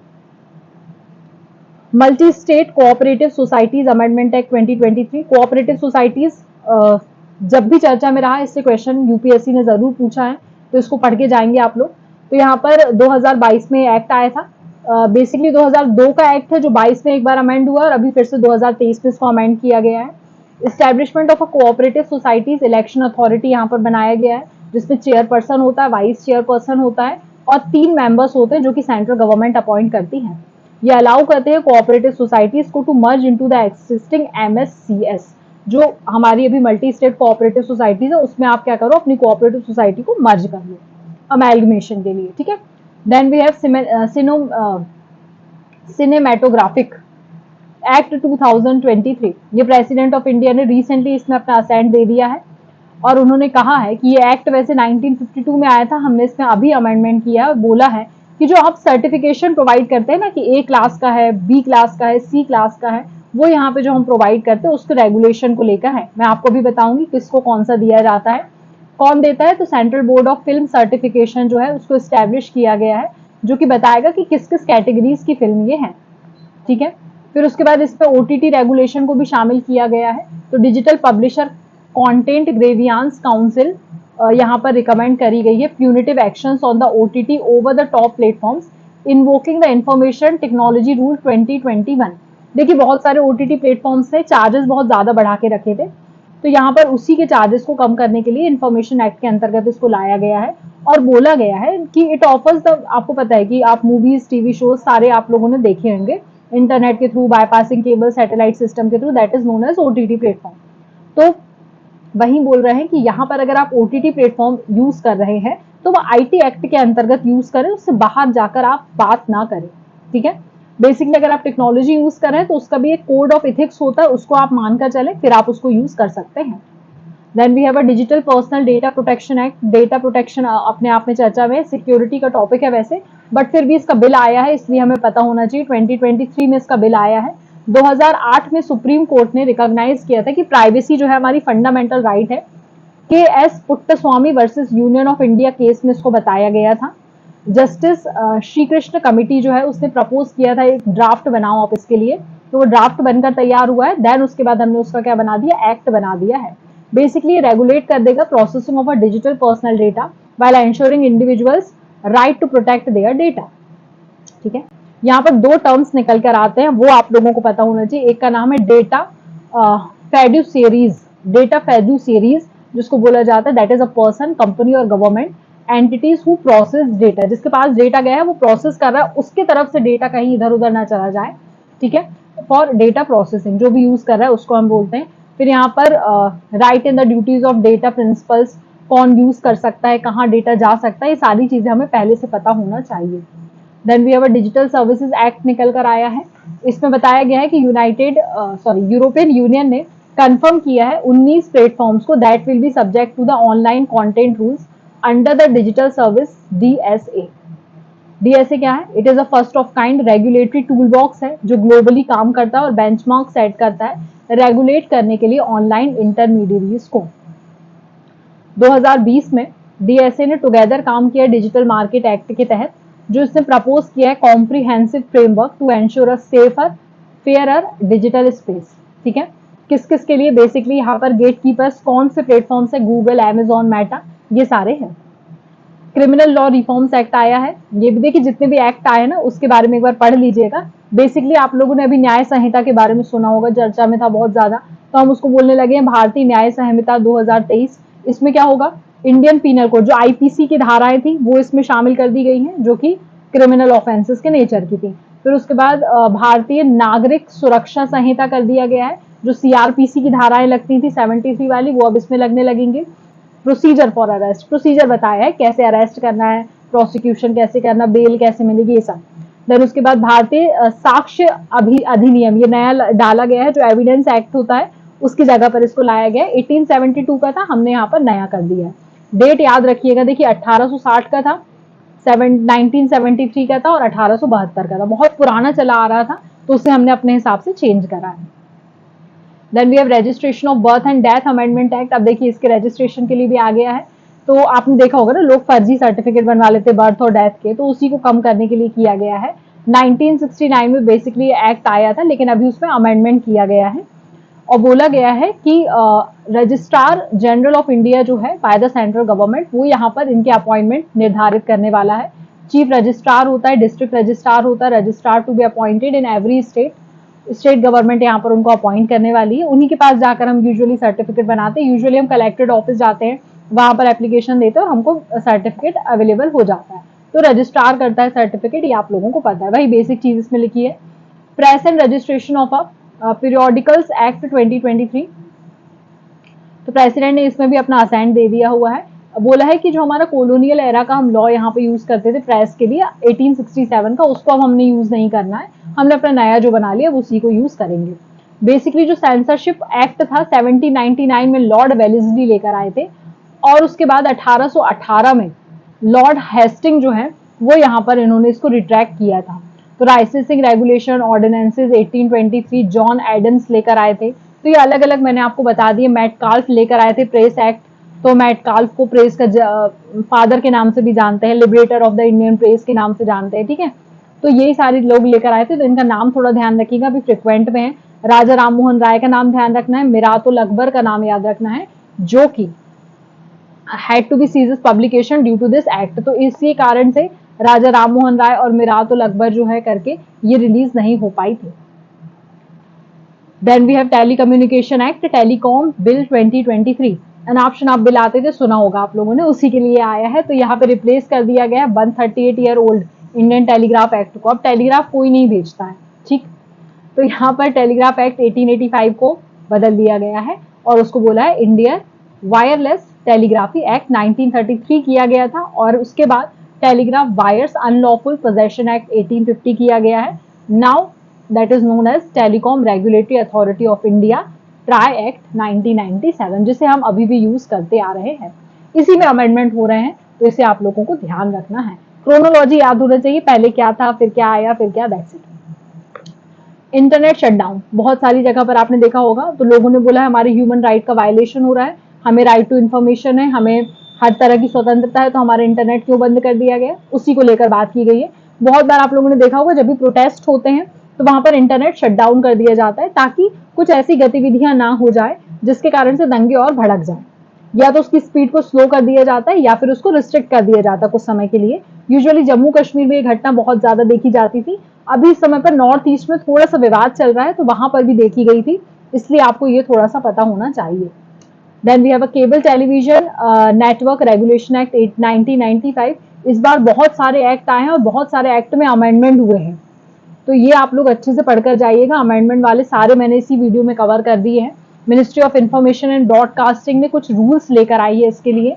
उन्होंने बोला है कि decriminalise provisions of the cable television network regulation act ये किया जाए। पहले आप लोगों ने देखा होगा लोग क्या करते थे, किसी के यहाँ वायर गया है टेलीविजन का, उसी से तार खींच के अपने घर में चैनल देखने लगते थे। इस तरह के काम पहले होते थे, तो वो क्रिमिनलाइज कहते थे ना, तो उसको हमको डीक्रिमिनलाइज करना है कि अब कोई ऐसा ना करे। अब तो देखिए डिश टीवी लग गया सबके यहाँ, तो कोई ऐसा नहीं कर सकता, बट स्टिल कुछ कह नहीं सकते, भारत है। तो यहाँ पर वही बात की गई है। 1995 में एक्ट आया था, अब हमने इसमें अमेंडमेंट किया है कुछ, और इसको बोल दिया है जन विश्वास amendment of the provisions act 2023 नाम दे दिया गया है। तो यहाँ पर बोला है कि इम्प्राइजनमेंट अब आपको मिलेगा अगर, और या मॉनेटरी पेनाल्टी भी लगेगी अगर आपने एडवाइजरी वार्निंग जो भी आपको दी जा रही है उसका अच्छे से फॉलो नहीं किया है, तो आपको इम्प्राइजनमेंट भी हो सकता है। बहुत बेसिक चीज है, इसमें कुछ दिमाग नहीं लगाना है। एडवोकेट एक्ट 2023 अगेन टॉर्ट के अंतर्गत आता है, ये ध्यान रखना है। शब्द आपको लीगल में देखने के लिए मिलेगा, टॉर्ट के अंतर्गत आता है, जिसमें जो कि पनिशेबल है और repel certain provisions of a legal practitioners act 1879 है, which has become absolute. It provides that every high court and district judge can frame and publish list of torts। कौन सी चीज नहीं करनी है, ठीक है, वो बता देते हैं आपको, और अगर आपने किया तो पनिशेबल है, that's it. Commission of inquiry act 1952, commission of inquiry under commission of inquiry act 1952 to inquire into the incidents of violence in Manipur. देखिए मैंने आपको बताया जो विवाद चल रहा है उसी से रिलेटेड है, तो इसको आप लोग ध्यान रखेंगे। यहाँ पे बोला है central government can appoint a commission to make inquiry into the matters, वो कर सकती है, और स्टेट गवर्नमेंट भी कर सकती है। किस शेड्यूल के अंतर्गत, अंडर शेड्यूल 7, ठीक है। देन उसके बाद foreign contribution regulation act FCRA, ministry of home affairs ने सस्पेंड कर दिया है foreign funding licence of Care India over alleged violation of FCRA। Care India करके है, उसमें जो भी फॉरेन से फंडिंग आती थी उसको बंद कर दिया है। देन उसके बाद एनिमी प्रॉपर्टीज, एनिमी प्रॉपर्टीज के बारे में बताया गया है। एनिमी प्रॉपर्टीज या एनिमी सब्जेक्ट क्या होते हैं? पर्सन और अ कंट्री हु और which was an enemy under the defence of a India act. मतलब वही है कि आप इंडिया के जो एनिमी हैं उनके साथ सो एंड सो, आपको सबको पता है कौन कौन है, तो उनके साथ प्रॉपर्टी डीलिंग करते हैं, असेट हेल्डिंग कब जो भी काम करते हैं वो एनिमी कंपनी के अंतर्गत आएगा या एनिमी प्रॉपर्टी के अंतर्गत आएगा। That's it. ठीक है, यहाँ पर हमारा ये वीडियो खत्म होता है। मैंने सारे पॉइंट्स यहाँ पर कवर कर लिए। जो भी एक्ट अभी अमेंडमेंट हुए हैं वो सारे मैंने बता दिए हैं। विमेन वाला एक्ट फिर से मैं बोलूंगी, अच्छे से पढ़कर जाइएगा, उससे क्वेश्चन आने की संभावना ज्यादा बन रही है। बाकी तो आप सब एक बार पढ़ ही लीजिएगा। आई होप वीडियो आपको अच्छा लगा है। अगर अच्छा लगा है तो इसे लाइक करना बिल्कुल ना भूलिए, दोस्तों के साथ शेयर कर दीजिए और चैनल को सब्सक्राइब कर दीजिए। धन्यवाद।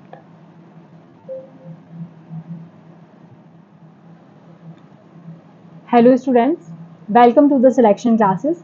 आज का जो हमारा टॉपिक है पीटी 365 के पॉलिटी का पार्ट 5 हम लेकर आए हैं।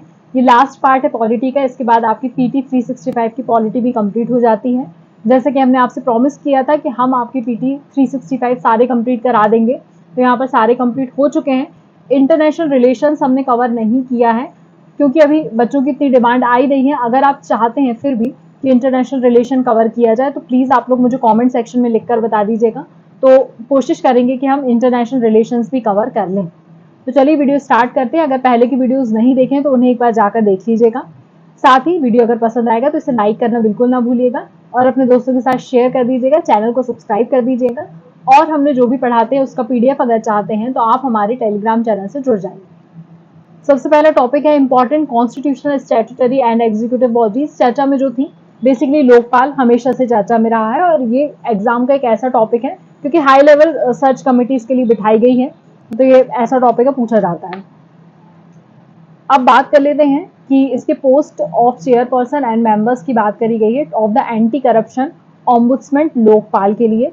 Lokpal in the year of 1966 में लोकपाल और लोकायुक्त टर्म कॉइन किसने किया था? एलएम सिंघवी ने किया था और उन्होंने अपनी रिपोर्ट में बोला था कि हमको एडीआर, जो आप लोग ने एडीसी रिपोर्ट एआरसी रिपोर्ट जो आती है उसमें यहाँ पर बोला था कि एडमिनिस्ट्रेटिव रिफॉर्म्स कमीशन के तहत यहाँ पर हमको लोकपाल और लोकायुक्त बनाने चाहिए।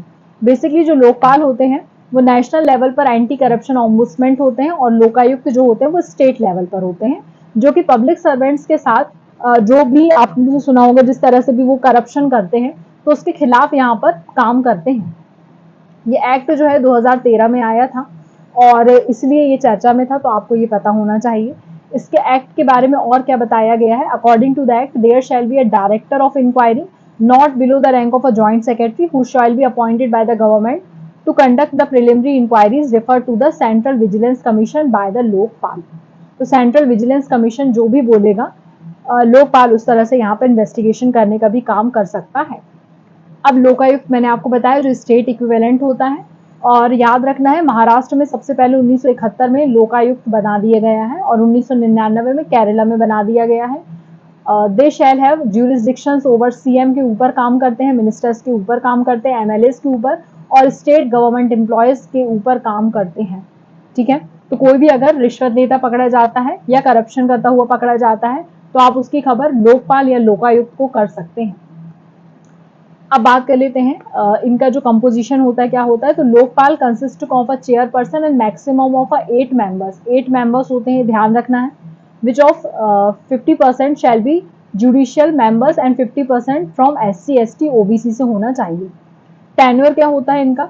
तो देखिए टर्म ऑफ 5 ईयर्स रहता है और attaining the age of 70 years, जो विच एवर इज अर्लियर, वही है। तो 5 साल और 70 वर्ष। हमने इसके पहले एक पढ़ा था अभी 5 साल और 6 साल और 65 वर्ष। तो ईयर याद रखिएगा आप लोग। ठीक है, सिलेक्शन कमेटी की बात कर लेते हैं। तो appointed by the president appoint करता है सिलेक्शन कमेटी। उसमें होता कौन कौन है?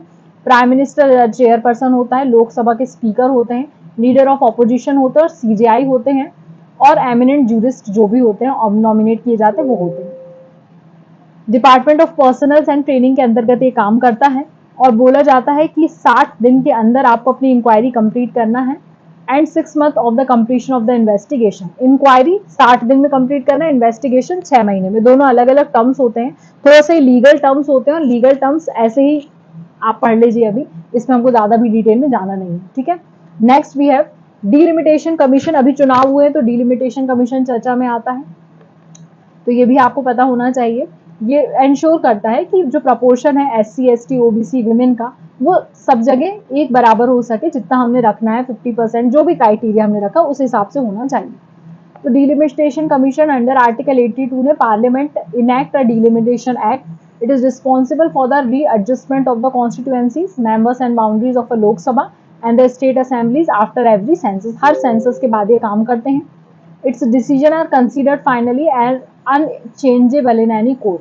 आप कोर्ट पे नहीं जा सकते हैं इनके डिसीजंस के लिए, ये आप लोगों को पता होना चाहिए। और both house of the people that is Lok Sabha and the state legislative assembly दोनों के लिए काम करते हैं, ये आपको पता होना चाहिए। इसका कंपोजिशन में क्या होता है, एक सुप्रीम कोर्ट का जज होते हैं, करंट और रिटायर्ड कोर्ट भी हो सकता है, वो एज अ चेयरमैन यहाँ पर काम करते हैं। The chief election commissioner of India और the election commission nominated by him और हर, वो व्यक्ति यहाँ पर होता है। और representative of election state election commissioners यहाँ पर बैठते हैं। इंडिया में डिलिमिटेशन, अगर मैं इंडिपेंडेंस की बात करूं तो कब कब हुआ है, तो 1952 में हुआ है, 1963 में हुआ है, 1973 में और 2002 में। अगेन अभी जैसे कि आपको पता है सेंसस के बाद होता है, तो सेंसस के बाद हुआ था, ठीक है। देन उसके बाद 1976 में 42nd कॉन्स्टिट्यूशनल अमेंडमेंट एक्ट के बाद यहाँ पर बोला गया था कि पहला सेंसस हुआ है, जिस आफ्टर 2000 वॉज पब्लिश्ड। उसके बाद 2000 वाला पब्लिश किया गया है। 2002 में 84th कॉन्स्टिट्यूशनल अमेंडमेंट एक्ट हुआ है। फर्दर इसको फ्रीज कर दिया गया है 25 साल के लिए टिल 2026। आप लोगों ने सुना होगा कि हमारे जो SC ST OBCs हैं, इनके जो रिजर्वेशन हमने रखा हुआ था, या हम बोल सकते हैं डिलिमिटेशन में हमने बोला था कि सीट्स इनकी भी होनी चाहिए, तो वो पहले 2000 तक ही था, फिर उसको धीरे धीरे बढ़ाते गए, वो 25 साल के लिए बढ़ गया, तो 2026 तक हो गया है, फ्रीज हो गया, ठीक है। देन उसके बाद बात कर लेते हैं डायरेक्टरेट ऑफ एनफोर्समेंट की। तो सुप्रीम कोर्ट ने डिक्लेयर किया अपना third extension to give a director of enforcement ED chief invalid powers of a directorate. क्या होता है ये, power to seize the asset, seize कर लेते। देखिए ED की रेड पड़ी है, आपने ऐसे सुना होगा ना, ED जांच कर रहा है, तो क्या होता है जो भी असेट होता है उसको सीज कर लेता है। सामने वाला उसके पास पावर होती है समन करने की, same power as a civil court regarding the discovery, inspection, production of evidences, सारे काम जो भी एक सिविल कोर्ट के होते हैं वो ये करते हैं, ठीक है। अरेस्ट का पावर भी होता है, they can investigate and make arrest for the violation of the PMLA 2002 and FEMA act 1999। अभी थे क्या, मैंने यहाँ पर स्टार मार्क किया, आप लोग की जिम्मेदारी होती है इनको एक बार पढ़ना है आपको, ठीक है। फॉर्मल FIR यहाँ पर पहले आपको पुलिस के पास देना पड़ती, देन फिर यहाँ पर ये अरेस्ट करके ले जा सकते हैं, ठीक। अब बात कर लेते हैं central bureau of investigation CBI की। तो तमिलनाडु ने विड्रॉ कर लिया अपने general consent according to the CBI to probe the cases in state. Basically CBI investigation किस पे करेगा, एंटी करप्शन पे, बेसिकली जो रजिस्टर्ड होते हैं against the public officials employees of union government, उस पर काम करती है। Superintendence of a CBI related to the investigation of the offences under the prevention of corruption act 1988 जो भी इसके अंतर्गत आता है। कुछ स्पेशल क्राइम्स होते हैं वो इसके अंतर्गत आते हैं, कुछ इकोनॉमिक ऑफेंसेस, बैंक फ्रॉड कर दिया है, मनी लॉन्ड्रिंग, ब्लैक मनी, ये सारे ऑपरेशन CBI ही यहाँ पर देखती है। तो CBI यूजुअली अपने केसेस को ट्रांसफर किसको कर देती है, ED को। बेसिकली जो मनी लॉन्ड्रिंग के केसेस होते हैं वो ED को यहाँ पर वो दे देती है, ठीक है। अब बात कर लेते हैं नेशनल कैडेट कॉर्प्स की, NCC के बारे में। तो नेशनल कैडेट कॉर्प्स जो है लार्जेस्ट यूनिफॉर्म्ड यूथ ऑर्गेनाइजेशन, आपने सभी ने सुना होगा NCC के बारे में। तो इन्होंने अपना 75वां एनिवर्सरी सेलिब्रेट किया है 2023 में। बेसिकली आया कब था, तो नेशनल कैडेट कॉर्प्स एक्ट 1948 में आया था। पंडित HN कुंजरू, इनका नाम याद रखना है। Committee recommended a cadet organisation to be establish in schools and colleges at the national level, कि हर एक स्कूल और कॉलेज में आपको इस तरह के कैडेट्स बनाने चाहिए ताकि बच्चों को आप ट्रेन कर सके, उनको ऑर्गेनाइज कर सके, मोटिवेट कर सके कि किस तरह से आपको बैलेंस करके चलना है लाइफ में और नेशन के प्रति आपको उत्तरदायी होना है। बेसिकली एक ट्राई सर्विस ऑर्गेनाइजेशन होती है जिसमें आर्मी, नेवी और एयर विंग्स की सारी चीजें सिखाई जाती हैं। न्यू दिल्ली में आपको इसका हेडक्वार्टर मिल जाएगा। NCC और NSS में क्या डिफरेंस है ये भी पूछ सकते हैं। ये मिनिस्ट्री ऑफ डिफेंस के अंतर्गत आता है, ये मिनिस्ट्री ऑफ यूथ अफेयर्स के अंतर्गत आता है। ये 1948 में स्टैब्लिश हुआ है, 1969 में स्टैब्लिश हुआ है। ये फॉस्टर करता है डिसिप्लिन, सेल्फलेसनेस, यूथ लीडरशिप, और ये क्या बताता है, स्टूडेंट की personality through the community services. ये दोनों डिविजन्स याद रखिएगा आप लोग, ठीक है। फिर यहाँ पर हमने बात कर लेते हैं competition commission of India, CCI हमेशा चर्चा में रहता है। 2003 में इसका एस्टेब्लिशमेंट होता है under the government competition act 2002, और यहाँ पर मिनिस्ट्री ऑफ कॉर्पोरेट अफेयर्स के अंतर्गत आता है। 6 मेंबर्स और एक चेयरपर्सन होते हैं, मतलब टोटल 7 मेंबर्स हो गए, 7 लोग हो गए। और अगर यहाँ पर हम बात करें इसके फंक्शन की, तो एलिमिनेट करता है practices having the adverse effect on the competition, promote and sustain competition, basically monopoly किसी की ना बढ़ जाए उसके लिए। तो यहाँ पर रणवीर कौर जो है पहली फीमेल चेयरपर्सन बनाई गई है सीसीआई की। अब देखिए नाम इस तरह के यूपीएससी क्वेश्चन नहीं पूछता, लेकिन क्या पूछ सकता है सीसीआई के बारे में, तो वो मैंने आपको बता दिया। Global alliance of a national human rights, GANHRI, ये 1993 में स्टैब्लिश की गई थी, ये पता होना चाहिए। ये सुप्रीम डेलिबरेटिव बॉडी है। ये ब्यूरो जो है ये एग्जीक्यूटिव कमिटी भी यहाँ पर फॉर्म करता है, इसकी एक जनरल असेंबली भी होती है। Basically institution for the promotion and protection of human rights के लिए काम करता है। इसमें 16 मेंबर्स होते हैं, 4 जो होते हैं वो हर रीजनल नेटवर्क से आते हैं, Africa, America, Asia Pacific and Europe से। इसका हेडक्वार्टर जेनीवा स्विट्जरलैंड में है। Then we have a appointment committee of the cabinet, ACC जिसको हम बोलते हैं। ये स्पेशल प्रोटेक्शन ग्रुप्स होते हैं जो हैंडल करते हैं security of prime minister. Basically ये डिसाइड करते हैं high level appointment in the central secretariats, public bank, financial institutions में। Again it is chaired by prime minister, ministry of home affairs के अंतर्गत आते हैं।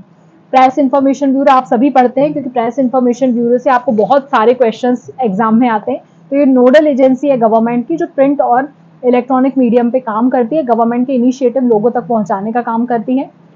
और पहले तो ये टेम्पररी बेसिस पर काम करती थी 1919 तक, लेकिन 1923 में इसको हमने मेड परमानेंट कर दिया है। देन उसके बाद जो इसका प्रेजेंट नेम चल रहा है वो 1946 में रखा गया था, मिनिस्ट्री ऑफ इंफॉर्मेशन ब्रॉडकास्टिंग के अंतर्गत आता है। Then we have NCGG, national centre for good governance. ये बेसिकली इसकी 24th batch Maldivian civil servant बोला जाता है, उसकी ट्रेनिंग चल रही है। ये बेसिकली 2014 में सेटअप की गई थी ministry of personnel public grievance and pensions के अंतर्गत।